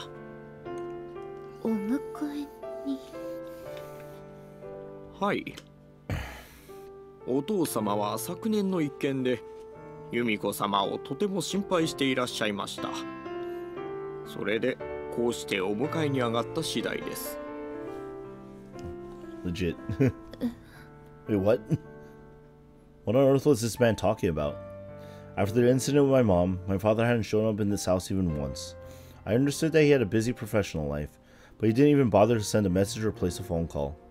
Now they expected me to believe he was worried? Now, after a full year? Ridiculous. It was mystifying grandmother had even let them in the house, let alone with that simpering grin on her face. Didn't she understand this was nonsense? But soon I discovered that my grandmother's reactions were perfectly lucid, for reasons that had nothing to do with any of that. よかったわね、由美子ちゃん。これでいい学校に通えるし、お父様とも一緒に住めるのよ。Basically, Grandma's saying, "Hey, you're out of our house, peace." いろいろあったが、これからは何の心配もしないで暮らせるんだ。よかったな。I feel that at least the grandfather is like half true with his words. お父様からもまたこの家を助けていただけるそうで、本当によかったわ。I'm gonna make sure that he doesn't. Fuck you. Now I understand. This was a question with no choices. My grandparents had decided the answer beforehand, and were now unilaterally forcing me toward it. I was so profoundly astonished at their naked self-interest that I couldn't even manage any anger. But it's not as if snapping at them would have achieved anything in the first place. Running with them was probably never really an option. わかりました。すぐに準備をしてきます。When I stood for my seat, my grandmother spoke in a sickeningly sweet voice. あらあら、そこまで急がなくてもいいのよ。榊家の方は明日もまたいらっしゃるというし、それまで。いえ、結構です。今いらっしゃってるのなら、その車に乗っていきます。Yumiko's like, fuck you guys. あら、そうなの？由美子ちゃんがそう言うのなら仕方ないわよね、あなた。ああ、もちろんそうだ。由美子のいいようにすればいいからな。 That is literally the sound of greed, grandfather. Come on. I was about ready to vomit. From my grandmother's words, it seemed clear that Sakaki had come with a clear offer in hand, a return in exchange for restored financial support to the Kawamoto business. My grandparents had considered me a burden from the start, so I imagined they didn't exactly hesitate. Probably felt like selling some piece of junk from the backyard for a huge sum at auction. I tried muttering the words, but couldn't manage much conviction. After all, I was scuttling around the same sordid web. How could I complain? I wasn't working for my food. Pulled all the clothes out of my chest or drawers, threw them onto my tatami mat, and scowled down at them. I wasn't speaking to my grandparents, the house, or even my mother. It was a farewell to the person who had lived here, idly wasting day after empty day, accomplishing nothing but growing older. I spoke those words to confirm a simple fact. That room was nothing to me. It held nothing on me. One by one, I cut the clothes I'd worn into place to shreds. The expensive-looking children's clothes I brought with me. The generic ready-made supermarket clothes my grandparents had bought me when the need arose. A middle school uniform. My face an emotionless mask, I carefully chopped them into tiny pieces. My preparations were complete. Grabbing the scrapped clothes with both hands, shoved them right back into the chest or drawers. It took less than a minute to toss my everyday belongings, art supplies, and sketchbooks into my bag. Just like that, my life in that place was over. I didn't look back. After a stiff formulaic goodbye to my grandparents, dropped by my school for a few brief formalities, and began the journey home. Of course, I hadn't seen that home in many years, and only the vaguest memories of the house itself. I was sincerely happy to be leaving my grandparents behind. That didn't make me feel any less uncertain about the new life being thrust on me so abruptly. The car headed north at high speed, moving from the coastline into the outskirts of the metropolitan area. We're heading for the heart of West Tokyo. あとどれぐらいで着くのですか? An elderly man who had introduced himself as the chief of the clerical department at my father's company was behind the wheel. 車が混んでいなければ、あと30分もすれば着くかと存じます。 Thanks, Mr. Secretary Man.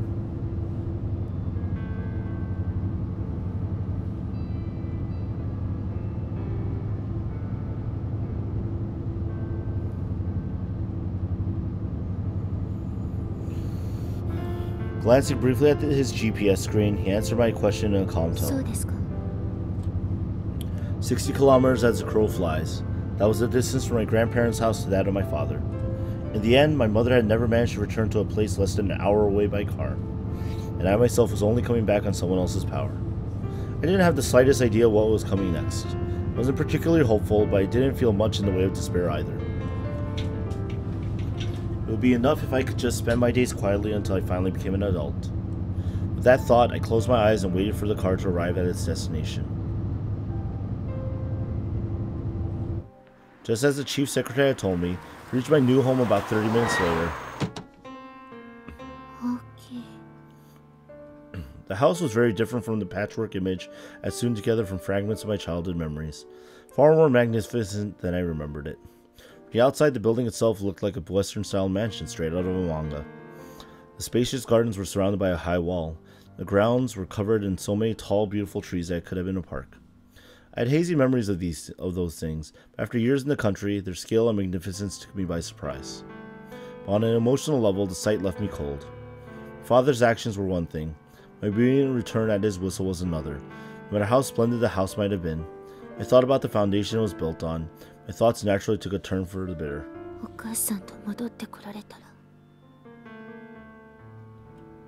I whispered the words to myself, too softly for the driver taking my luggage from the trunk to hear. Passing through a finely wrought metal gate, I returned to the house I spent my first years in. Oh, it is, okay.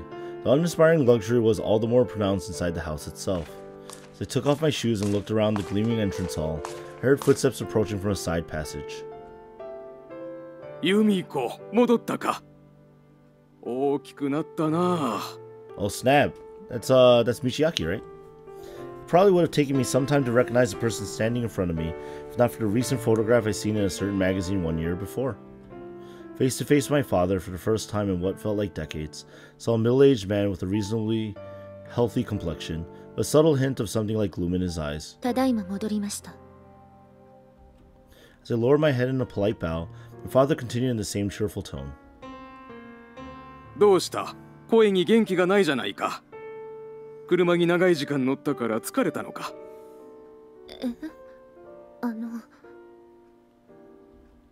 I was more taken aback than anything else. Considering the way he had treated Mom and me up until that point, his aggressively friendly attitude was incomprehensible. From what I could remember, my father and I had only spoken a bare handful of times when I was a child, and certainly never like that. His motives weren't clear to me. The sudden attempt at intimacy was off-putting.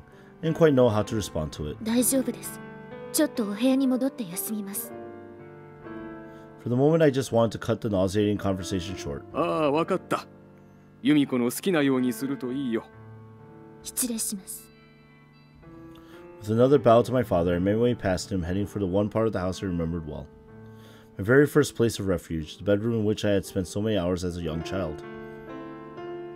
I climbed the stairs and found my room without the slightest hesitation.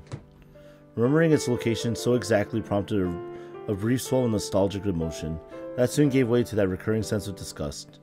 My memories there weren't exactly happy in their own right. The room I entered for the first time in years was so completely changed that I couldn't help raising my voice in surprise. The badly mismatched desk and bed had been cleared away, and their place was a complete arrangement of fancy furniture and pretty little luxury items, exactly the sort of thing that might appeal to a girl of my age. わざわざ揃えたのかしら。 Every part of the decor seemed as if it could have come straight from the set of a movie. The room was filled with fragile, ephemeral things. It felt as though they disappeared like soap bubbles if I actually touched them. Normally they would have made me happy, but at the moment it seemed a hollow gesture. お母さん、帰ってきたわよ。 Sitting on my bed, I murmured those words to myself. I finally managed to return to that house, but my mother wasn't with me. All I had there was a forced artificial welcome from the man who had broken her. Would I simply resume that same numb, miserable life in a different setting? Staring up at the ceiling, I could feel the familiar jet black sludge growing thick inside my chest. Fought down the crushing feelings of despair as best I could, closed my eyes and fell asleep. Oh, so this is different. Moving back to her childhood home. Alright, I want to see where are we? What is happening, right? The next day, my father had arranged beforehand for my transfer into an all-girls school some 20 minutes from the mansion by car. It was a very prestigious institution. I'd actually recognized the name. Felt badly out of place, uncomfortable with my new uniform and beautiful school building. ねえ、あの子が。そうよね。榊家の。 I could hear the whispers from all sides. Entering the classroom, I sat quietly at an open desk as far from the others as possible. There was an improvement in one regard. The talk about me wasn't particularly cruel or hostile. 訳ありなのよね。ええ、ちょっとお近づきには。 But essentially, I was treated just like before. Classmates interacted with me in a business-like way when necessary, and otherwise largely pretended I wasn't there. A school full of young ladies from upper-crust families was surprisingly uncomfortable in its own way. Yeah, if she burned down the school, that'd be a very different route.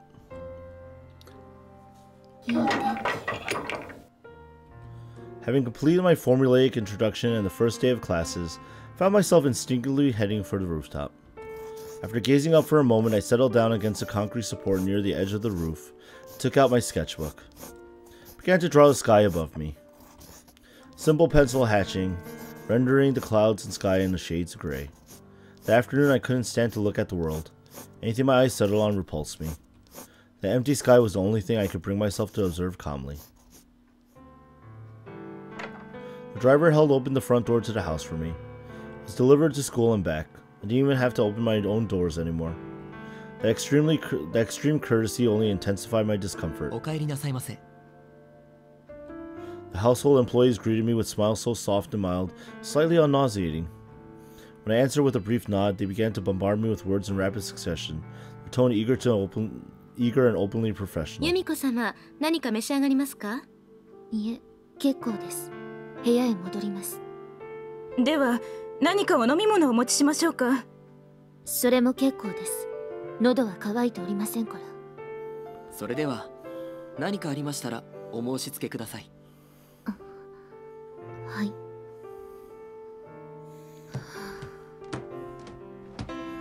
Climbing slowly up the stairs, I heaved a heavy sigh. Would they be putting on that sort of show every single day from now on? Their deference was so transparently artificial that it was painful rather than flattering. Given my current position, it just might be possible to order them to stop acting like that. But I didn't know what repercussions that would have, especially if they were to report it to my father. I ended up deciding it best not to make waves at such an early age. Or early stage, I mean. Oops. I'd been able to postpone it for one day with excuse about my fatigue. The time had come. 久しぶりだね。こうして由美子と食事をとるのは。A glass of wine in one hand, my father turned a radiant smile on me. Hi. Inside my head, I spat out the words, "It's the first time." From the moment I sat down in front of that luxurious dinner and my beaming father, I was immediately filled with a desperate longing to flee. Tried a little of the sautéed duck on my plate just to kill a few seconds. It seemed strangely tasteless and without texture. 学園の先生から褒められたよ。転入する際の成績が抜群だったとね。これなら学校間のレベル差はほとんど関係ないとのことだった。I mean, at least Michiaki's acting nice and professional right now. We'll see where he goes, because obviously he's a little bit different in the present tense. As in, like, we see more of his real self there. I think Yumiko saw a lot more of his real self as a child. Anyway. My father, still maintaining the same cheerful tone as the night before, complimented me at great length. Hi. All I could manage was to nod and mechanically shovel the food placed in front of me into my mouth. Course after course, and I couldn't taste a thing. Had they even put any salt on these? It was like eating hunks of rubber. Carrying things to my mouth solely for the sake of chewing on them didn't make for a pleasant dining experience. Gradually, I began to ignore my plate in favor of frequent sips of water. The tasteless food, Dad's barrage of praise, myself sitting there passively just accepting it all. Everything about the scene made me sick. My emotions only grew darker with every passing minute. This was all some bizarre whim of my father's. That or a meaningless ceremony he was carrying out in pursuit of some hidden objective. What else could it possibly be? Yumiko, 髪はずっと伸ばしているのか? Felt my breath catch in my throat. That summer day, the day when the heat had poured down on me like rain on molten iron. The moment when I had clawed at my chest and hacked at my own hair in a spasm of self-loathing, all came flooding vividly back. Hi. I almost told him that I cut it short once. But what would be the point of explaining that to this man? It would only throw this little play into chaos. What on earth did my father mean by asking me a question like that? Why bring up the very thing that had always marked me as worthless? そうか。とてもよく似合ってるよ。 Father, a smile on his face, spoke those words in a casual tone of voice. Yumiko. すみません。 Rising from my seat, I ran out of the room, both hands pressed tightly across my mouth. おい、何か体に合わないものがあったんじゃないのか?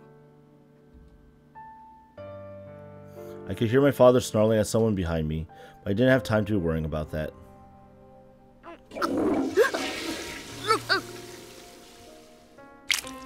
Acid burned my mouth as I vomited the tasteless food out into the toilet bowl. None of it had been the slightest flavor going down. Coming back up, it was powerfully unpleasant. Seemed a bit unfair somehow.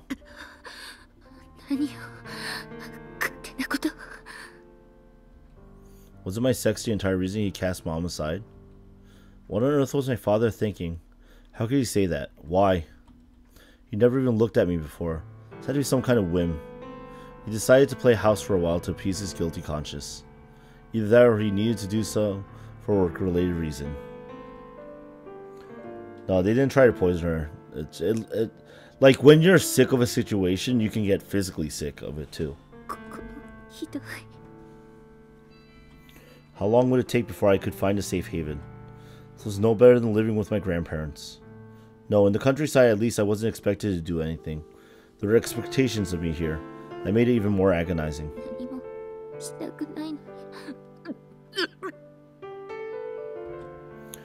Tasting the acid rising once more from the depths of my throat, I descended to self-pity. I would truly have preferred to shut myself up in a dark shed, to reject the world and do nothing at all for the rest of my life. So long as I needed food to eat and a bed to sleep in, I had no choice but to play along with my father's momentary kindness. The thought triggered a new wave of nausea.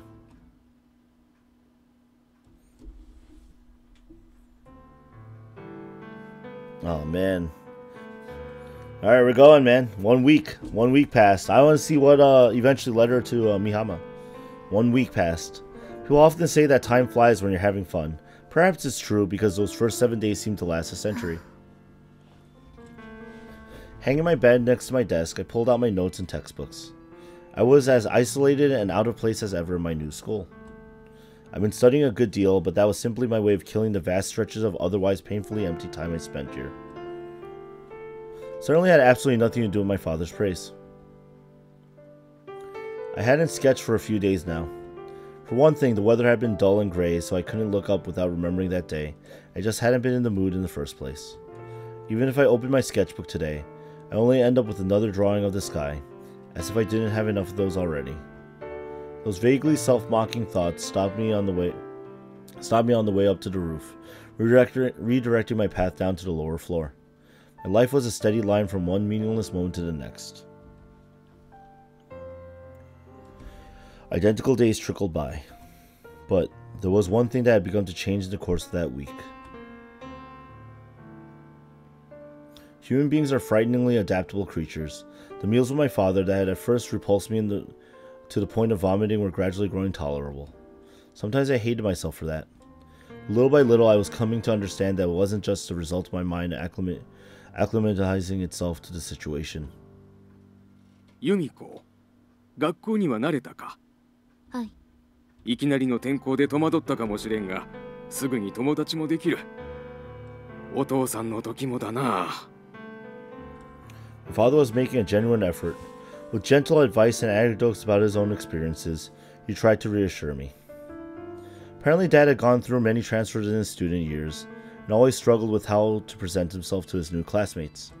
I was beginning to learn a number of surprisingly personal things about my father as he persistently tried to draw me into conversation. ああ、そうか。今は時代も違うだろうからな。すまなかったな、ユミコ。いいえ。And he wasn't pushy or arrogant about it. He always seemed to be considering my point of view. Just as I heard, Dad was on an extremely tight schedule, and when he returned home, it was extremely rare for him to stay overnight. More frequently, he would return to his company immediately after dinner. But that also meant he was coming home solely to share a meal with me. Gradually grew less prickly and slightly more communicative. By now, I could eat dinner with him without a hint of queasiness. どうしたユミコ？いえ、なんでも。Just as something was about to spill out of my mouth, Mom's pale, empty face had flashed before my eyes. I silently reminded myself this man is responsible for my mother's suffering. That fundamental resentment hadn't faded. I wouldn't let it fade.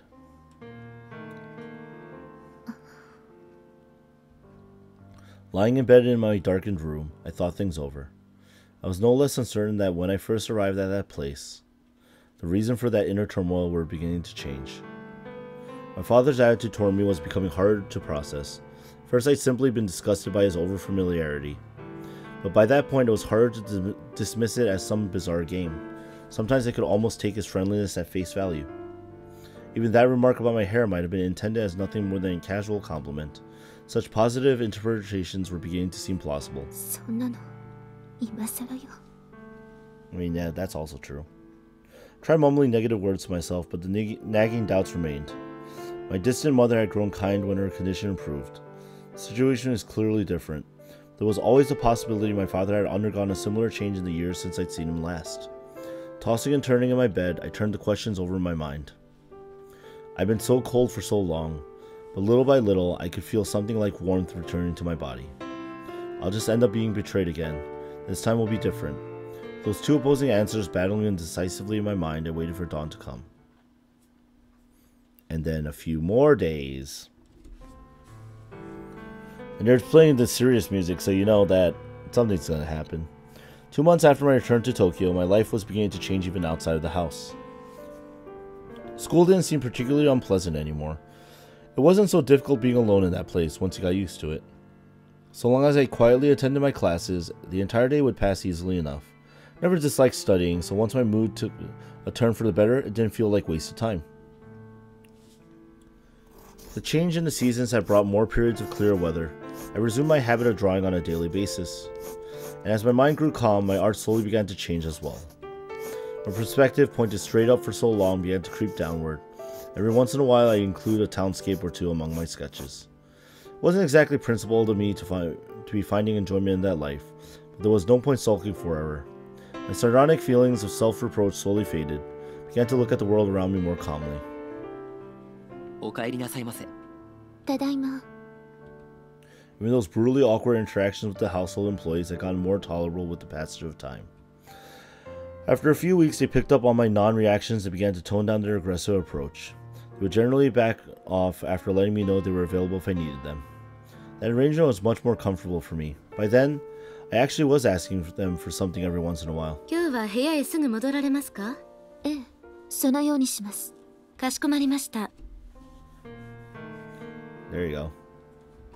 After asking the maid to have someone call me when it was time for dinner, I returned to my room. Sitting down in front of my desk, I thought back over the last few months. My attitudes toward that new life were beginning to soften in many ways. The one exception, I was stubbornly continuing to keep my father at arm's length. His behavior hadn't changed. He continued to treat me kindly all the while.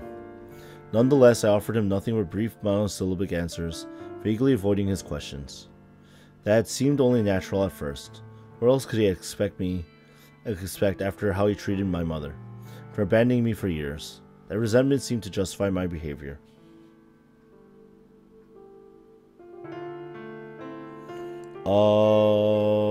I would say it depends. But yes, wealth is just another problem. Potentially. In family relations. That's what it comes down to. It's another factor that can become another problem. Is what it is. Because, you know, relationships are tough. But months had passed, and I just couldn't see any sign of the cruel man I thought he was. At least not when he was interacting with me. Nearly every night I rejected his gentle attempts to draw me into conversation. My father didn't seem to be letting that bother him. I was beginning to feel increasingly guilty about my attitude. I threw the question up at my ceiling, knowing all too well that no answer would be forthcoming. It would be time for dinner soon. For a very different reason than before, I started to find that time somewhat painful. 今日も由美子の話題が出てな。榊さんのお嬢さんは可愛くて聡明でいらっしゃると、目黒医大の先生もおっしゃってたよ。はい。由美子がこんなにいい子に育って、父さんも嬉しいよ、本当に。I'm surprised that Yumiko did, judging from the shit that her grandparents put her through. What? This man interacted with me as something close to an ideal father for 2 straight months. That day, as always, all that came out of his mouth were words of praise and concern for me. Uneasy feelings smoldered away quietly inside my chest. Na, Yumiko. My father spoke to me in a kind tone of voice. I couldn't endure his gaze. I found myself hanging my head. Yumiko. I didn't dislike being praised, not at all. He was making time in an extremely busy life for me. I wasn't yet cynical enough to dismiss that. Sometimes I felt myself on the verge of being grateful. But no, not yet. That black grime was still inside me. There was always that other emotion struggling against my guilt. So long as that remained, I would never allow myself to get any closer to my father. 母さんのことか。 Oh man, he's smart though. I felt myself twitch with surprise.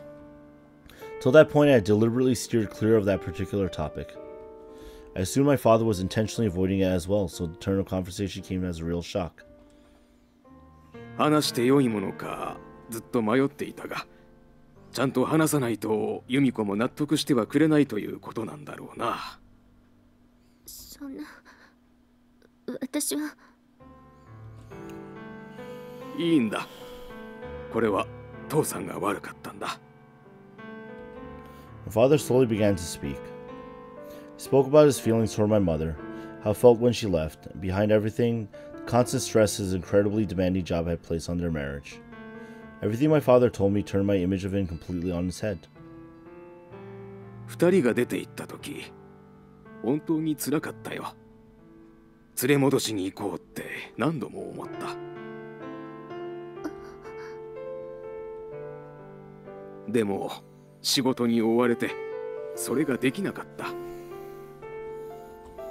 In time, my increasingly isolated father began to seek comfort. He admitted that the affair described in the magazine article had happened at that time. 父さんも寂しかったんだ。会社でもいろいろとあって、いけないことと知りつつも、母さんを裏切るようなことをしてしまった。雑誌に記事が出たと聞いたとき、一番に考えたのは、母さんを巻き込んではいけないということだったんだ。それで弁護士を向かわせたんだが。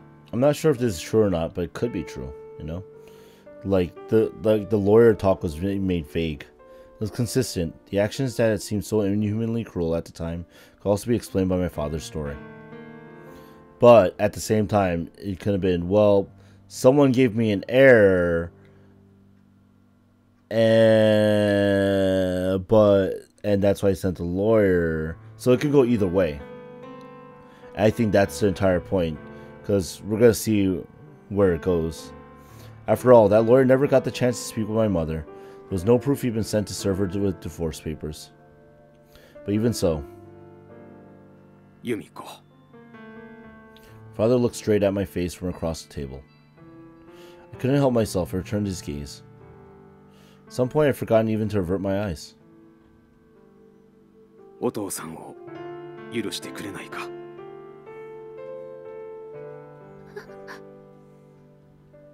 It was a gentle voice. I'd begun to think I would never hear a voice like that ever again, from anyone. And yet it was coming to me from him, a person whose acceptance, in a way, I'd always wanted most.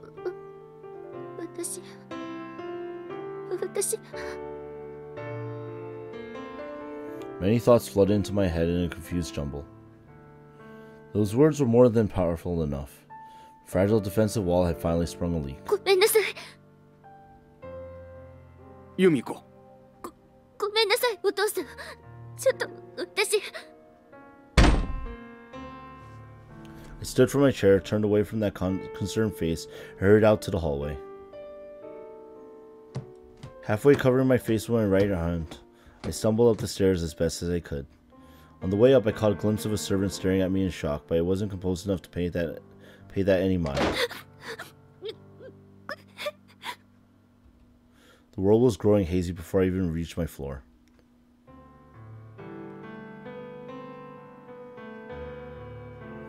The instant I closed the door to my room behind me, the tears came pouring down my face.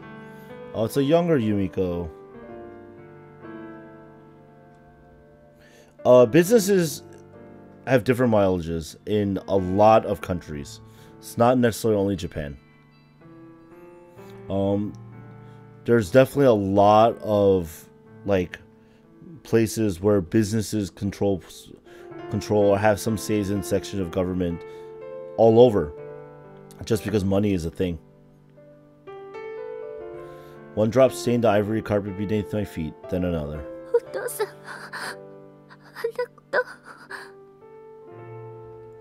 It was hard to understand. Couldn't reconcile the man with the vicious, vulgar person the magazines described. There were so many things about him that confused me. But I couldn't believe he'd spoken those words for show. Sounded as if they'd come from the heart. Just as Mom had come to regret the cruel things she said to me, perhaps Dad was simply trying to make up for his mistakes. Not something you wear to dinner with your father? Yeah, I agree with that. Like, alright. So Sakaki Yumiko's having dinner with her father. And they're like, but we should put her in something cute, right? Yeah, because the fans want her in something cute. Just put her in normal clothes! Silly. I mean, but these are like very small gripes for this game. Like, otherwise, they're pretty consistent and spot on.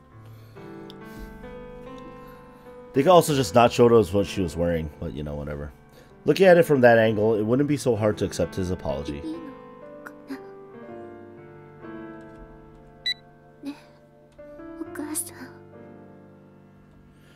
I had one photograph of my mother left, safe in the memory on my mobile phone.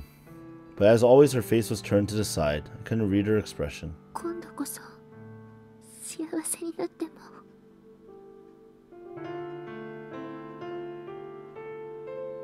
Cute, not a nightgown? I don't think it's meant to be a nightgown. It's meant to be like a spaghetti strap one-piece dress that I don't know why you're wearing this to dinner, but you are. And no politics in chat. Well, if you ask me a business-related question, I'll answer a business-related, but no politics in chat. Life had been shades of gray for so very long. Little by little, I could see colors beginning to emerge. It was a pleasant feeling. 420. Oh, this is 3 years prior now? The air was still a little cold, but the sky that day was remarkably beautiful. Putting down my brush, I stretched out and muttered a few words to no one in particular. These are also going a lot faster than I thought. It's a nightgown? Is this supposed to be a nightgown?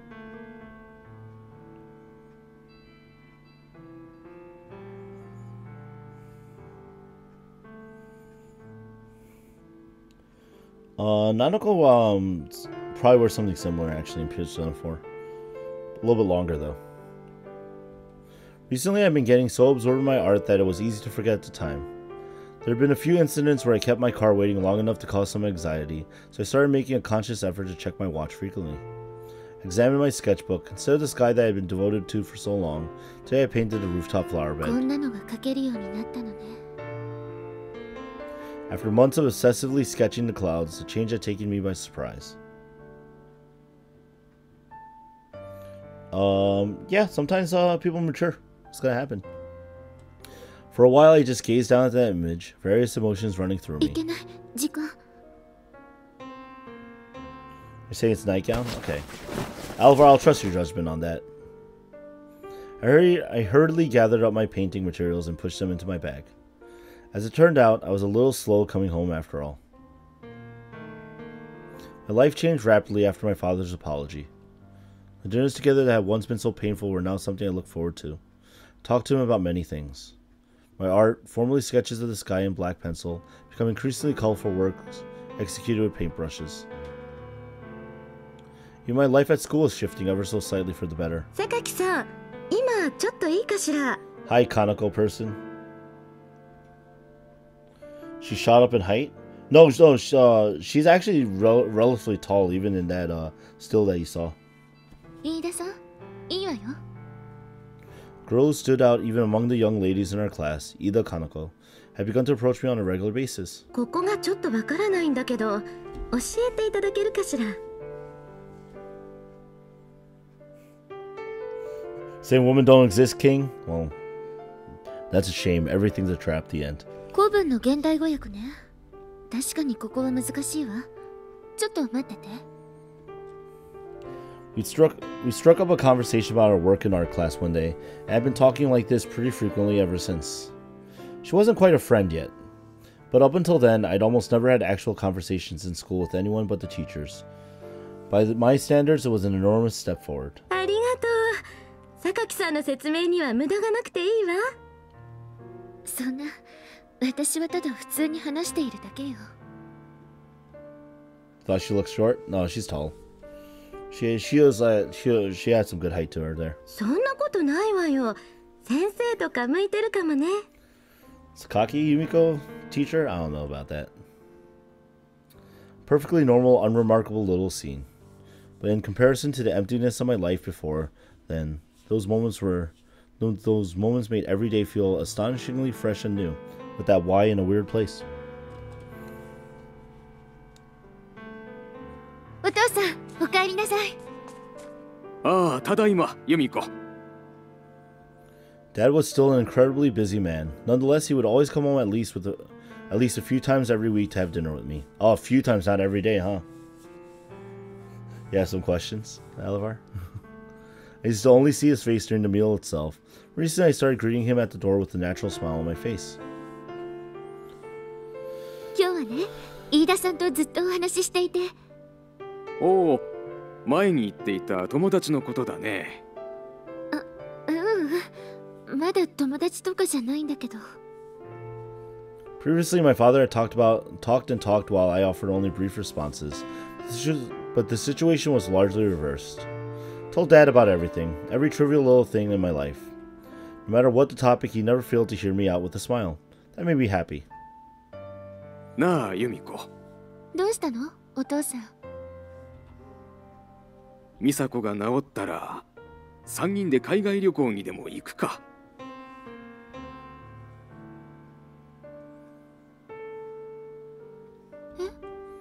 忙しくてそういうことをしてあげられなかったからな。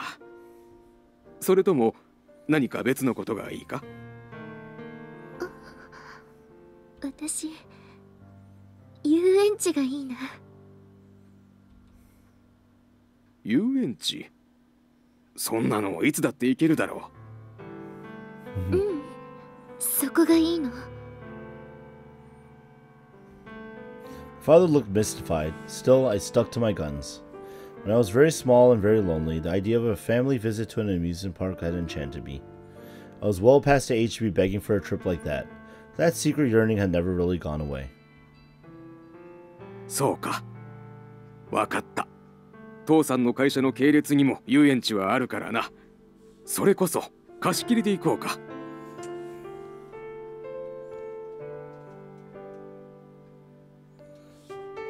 You think You think Michiaki's paying for her friends? Maybe. It's entirely possible. Or there could be like some political motivations because the Sakaki family themselves are very strong. Something tells me Yumiko will never call Yuji daddy in bed. That's a very weird one. So give me my $50. I hope to see that donation tomorrow during Twitch.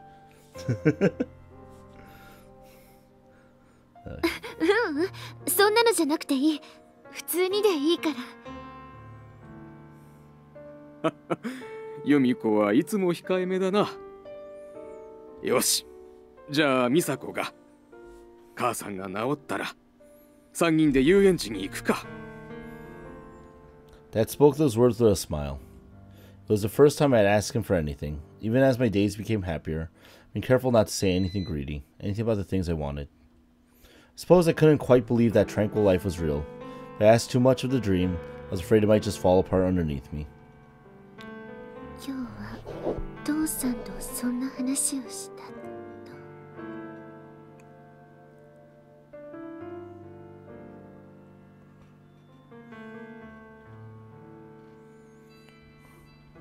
You know, ever since that day, the size of my diary entries had increased exponentially. Where I used to write nothing happened again and again, ripping off the bottom of the page for scrap paper. Now I was often running out of space where I could cover everything. In the center of my room, a canvas stood on an easel, surrounded by a colorful array of art supplies, all things I purchased and used frequently.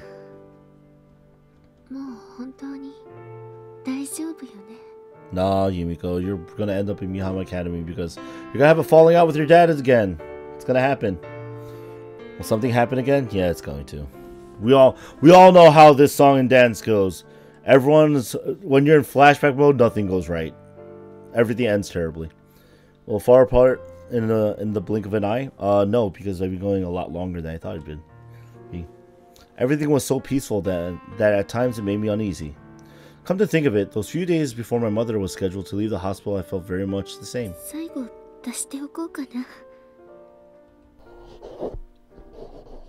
I hope this lasts forever.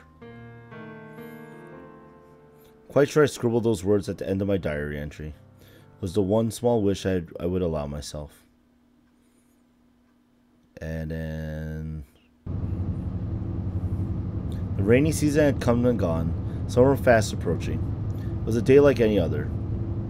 Reading on the internet that the weather would be taking a turn for the worse in the afternoon, called off my usual rooftop painting session and went home a little early.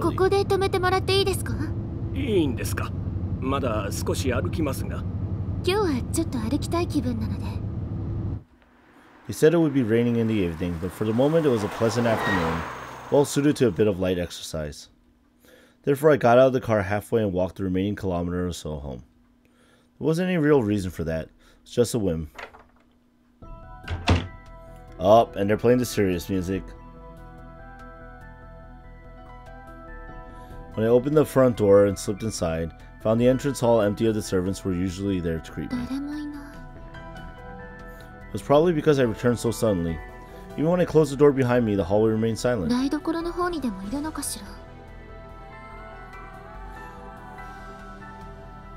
That's weird. Not that it really bothered me either way. I began to move towards the stairs.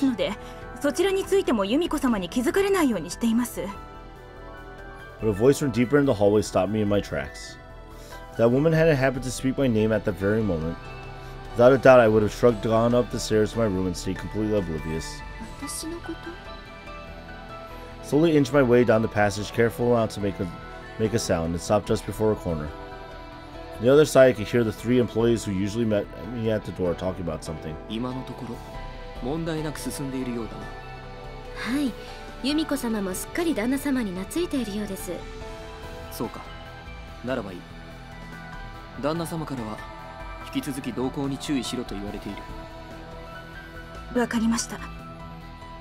They were speaking quietly, but I could make out their conversation clearly enough.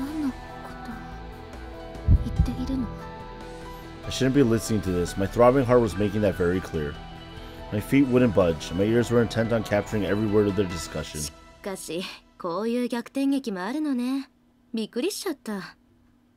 What's happening? 後継ぎの息子が急逝したから子供の中で一番成績のいい操りやすそうなあの子を引っ張ってくるとかわかりやすいわよね、旦那様も。Oh, well, there it is. あの愛人、息子の亡くなった当日に出てったみたいよ。そりゃ居場所なくしちゃうわよね。Body had begun to tremble. It was a part of the story I had almost pushed out of my mind by now. That mistress and the boy she'd supposedly given birth to. I always thought it was strange. Why had Dad called for me when he did? Why suddenly approach a daughter you tossed aside once before? 旦那様もやることが徹底してるわよね。興信所使ってまであの子の情報を仕入れてさ、さも自分がちゃんと見ていたかのような取り繕い方して。I mean, that's a lot of effort, man. I thought that attention was his way of atoning for my mother's suffering. 今まで全然興味すらなかったのにね。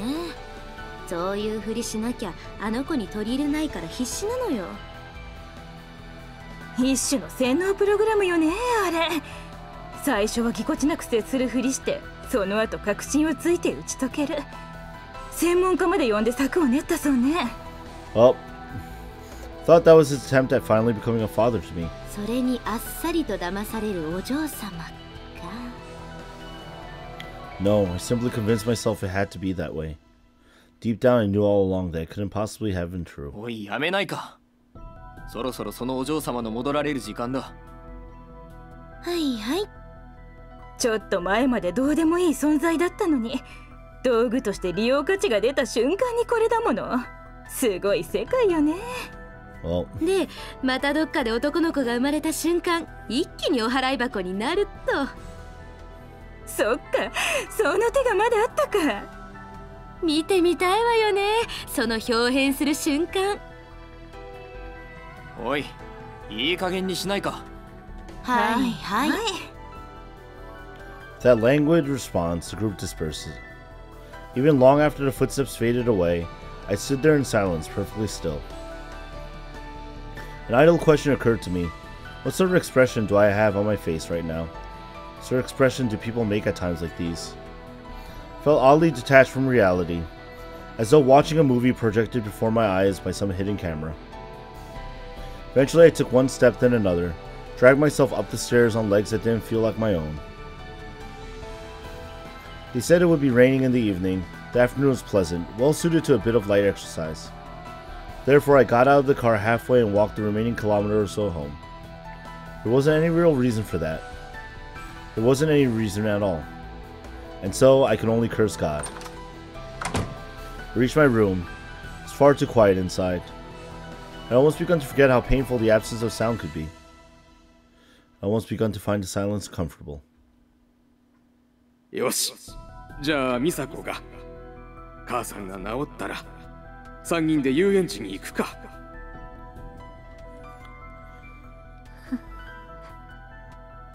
なんでそんなことを平然と言えるの。Scraps of notebook paper danced around me. Fragments of the word dad, fragments of the word happy, fragments of sentences highlighted in bright colors. Months and months of my life scattered throughout the air. The upper half of my painting was thick with dabs of blue and yellow paint. That was the first part to go. The harsh rip, the cloth tore away from one of the screws holding it in place. As the canvas curled in on itself, white paint fell to the ground like a dusting of snow. In the lightless room, white, blue, and yellow flew about. Shattered and torn, powerless and broken, they melted one by one into the darkness.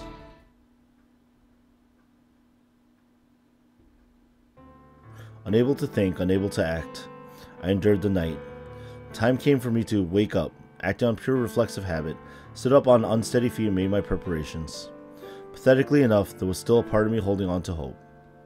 The house was no longer a refuge, but I had begun to make a small place for myself at school. I could just make more friends, find people to talk to. Maybe that would be enough, maybe that would be something. Except, it sounds like, King, calm yourself. If you're spoiling something right now with your comments, I'll be sure that you get to start every live stream with periodic timeouts. And I wouldn't tell you when.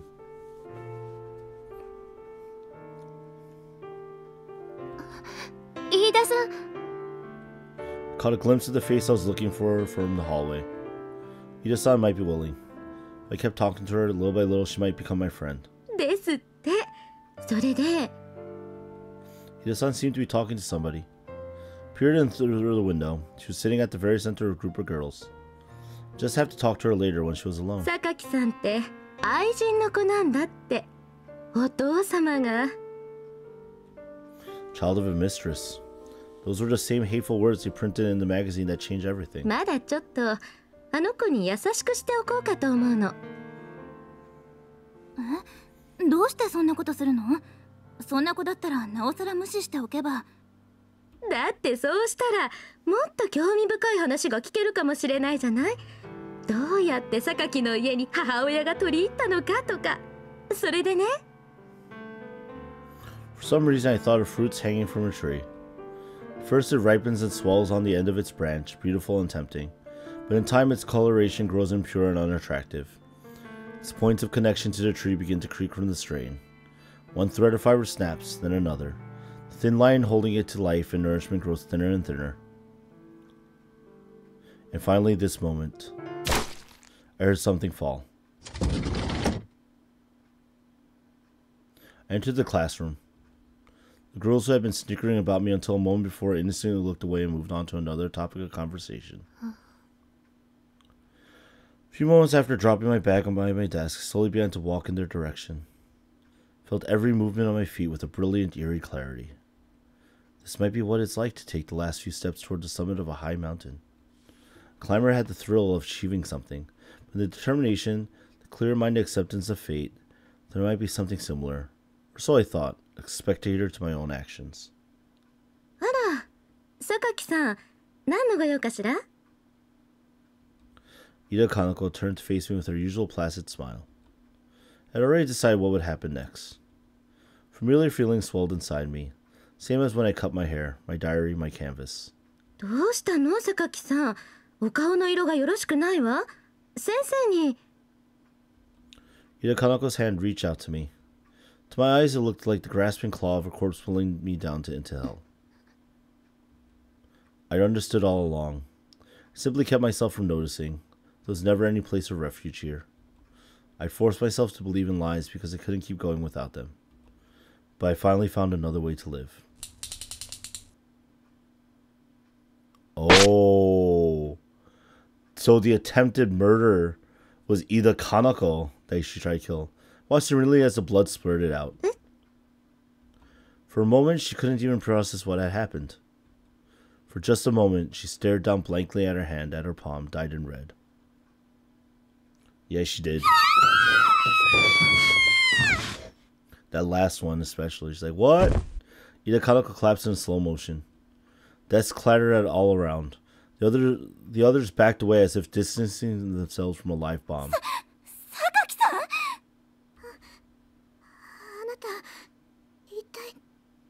何してるの？先生、誰か呼んできて、先生を。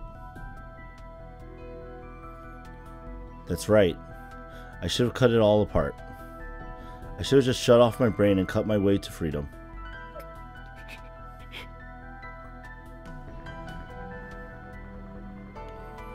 Man, she's gonna grow up a lot in like 3 years, it's true. I was grinding my teeth as hard as I could. There were tears streaming down my face. But all things considered, I didn't feel particularly sad. Much the opposite, since the blade had finally severed me from the lies, so with a strange sense of relief, it felt as though a wide shining road forward had been revealed to me.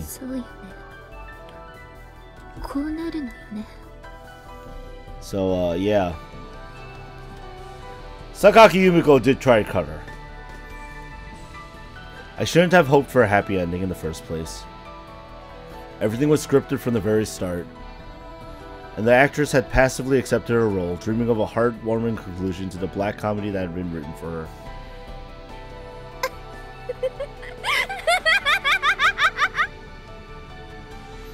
At some point I had begun to laugh. The tears were still rolling down my cheeks, but there was no sadness in me anymore. I left most of that behind on the day my mother broke. The rest on the day my father betrayed me. I depleted my stock of sorrow.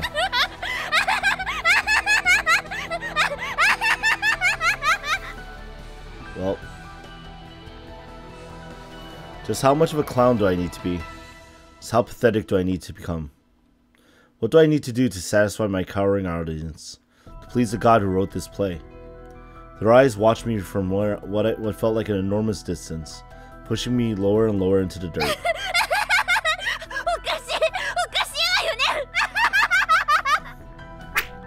I brandished the open box cutter in my right hand toward the back of the classroom. Incoherent little shrieks from my classmates were the only response. A few girls had already broken down in tears.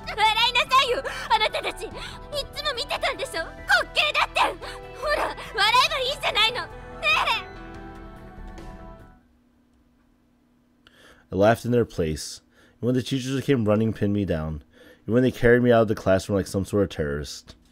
Wouldn't it be odder not to laugh at something so utterly ridiculous? When they took me away, I noticed my desk standing isolated in the chaos, and felt a twinge of pity at leaving it behind. Until the very end, I could never see the person who supposedly sat there. My father acted swiftly once he was notified.